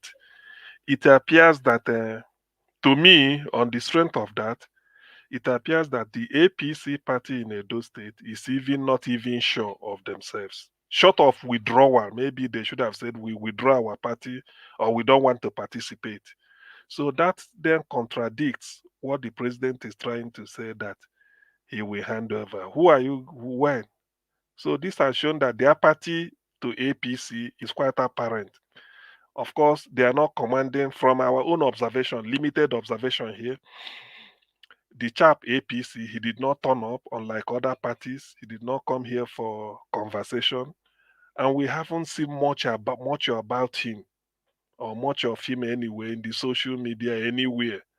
Fielding questions, even if it's mainstream media, we have not seen much about him. So that means that something, maybe he can only win by crook because he's not popular. And then now that even the party, the members, they must have seen that, look, the horse we are pushing is like kicking a dead horse. So rather than tell the people that they want to withdraw, they won't want to participate, they are still pushing the kicking a dead horse. Now we know what is going on. So that I do not want to join issues with the president, but he must have to be a little bit circumspect by what he's saying. So the question, if I'm to ask the president, is which candidate do you want to hand over? The APC candidate that is showing lukewarm attitude to even the campaign. Assuming, rather than hand the candidate over, why can't you, the president, leave Aso Rock, go down to Edo State, raise up his hand? I mean, Jonathan, during his own time, was going around supporting other campaigning with them. Why not follow him on a campaign trail? At least people will see it. Then you are there, you will hand over. You see, that speaks to the arrogance of the party. Maybe you manipulate INEC again, which brings me to issue this caveat. The people of Edo State must insist. In fact, they should know who is the returning officer for INEC. The person should be warned to be on the side of the people. Let him or her borrow a leaf from what Professor Nnenoti did at Yabia. Yes, it is good we are now seeing the result of what Alex Oti is doing, but all credits must go to Professor Nnenoti, who refused to be bribed. She followed her conscience. So that is what should happen in Edo State. In fact, it's as good, Nigeria Watch, it's as good as us knowing the name of the returning officer so that we start discussing about it now. Because given what we've seen, it appears that the returning officer can be another Poju person. So let us know who is INEC putting as which professor, because it's always a professor. So let's start getting to the background of the person. I wish it should be Nnenoti. On a normal seat, if it's a normal country where things are done very well, you bring a Nnenoti because of what she did. That alone should make her to be in charge of INEC because she has proven to the world that she's incorruptible. But your guess is as good as mine. So that is what I want to say. But then let me just say one more thing about the Kenya issue. It is not that, well, there are similarities in terms of ethnic diversity and maybe poverty. We are third world country, everything. But why I say that Kenyans are civilized is that they know, they have that oneness of purpose to approach their problem. What is taking place in Kenya is overdue in Nigeria. And I cited the NSAS in the sense that if it kicks off now, Nigerians are so glued to ethnic group, who is leading it, and this, and then politicians will manipulate them again. So that's why we know in our heart of hearts we want it done, but who will bail the cat? That is the issue. That is the difference between Kenya and Nigeria. So when people say Kenya is different from Nigeria, this is exactly what they are saying. Not in human being, not in poverty, not in everything, but Kenyans. There are Muslims there, mind you. There are Masais, the people that stay almost in a desert, and then there are Kikuyus and everything. Yet they put everything behind and faced the government, say this thing must back down. In fact, short of the president might be forced to resign. He might be forced to throw in the towel, not just signing this bill, because he's now a lame dog. If he does try something like this again, they will come out to the street, and in that case, opposition will cease. So that is the difference between Nigeria and Kenya. Is the people are willing to come together for one purpose, even when politicians, or maybe over there, some people must have told them, why are you doing this? Look at this. But they refused. But in Nigeria, just say it. People will just cave in and say, it's our turn now. They want to derail the government. They want to start this again. What do they want? Before you know it, they bias people's mind. And then there will be an infighting, or some will take money. I don't know whether Kenya, they can bribe them, but whatever it is, there is no sign. So they are united. But in Nigeria, you will start hearing different stories. So that's why our problem is continues to linger, continues to grow from strength to strength. What we should have done in the year 1999, we couldn't do it. The year 2009, we couldn't do it. The year 2019. So by the year 2039, it still be with us, because we cannot come together and say, look, this protest, we are doing it because of its own merit, unlike what is happening in Kenya. So Niger Watch, thank you. I think that is the difference. That is where I can only say the difference. Thank you very much, Niger Watch. See you people tomorrow again. Thank you.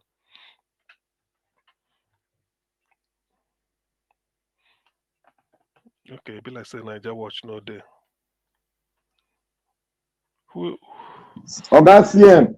I wanted to say. I'm begging you. You hear the message I gave? I wrote to you. Open letter to you. Okay, come and join us. If you love Edo State and you want your idea of the museum, okay, oh yeah, museum, yeah. The title. Come and join us to build Edo State with Olumide Akpata. Come and join us. The Benin Kingdom of the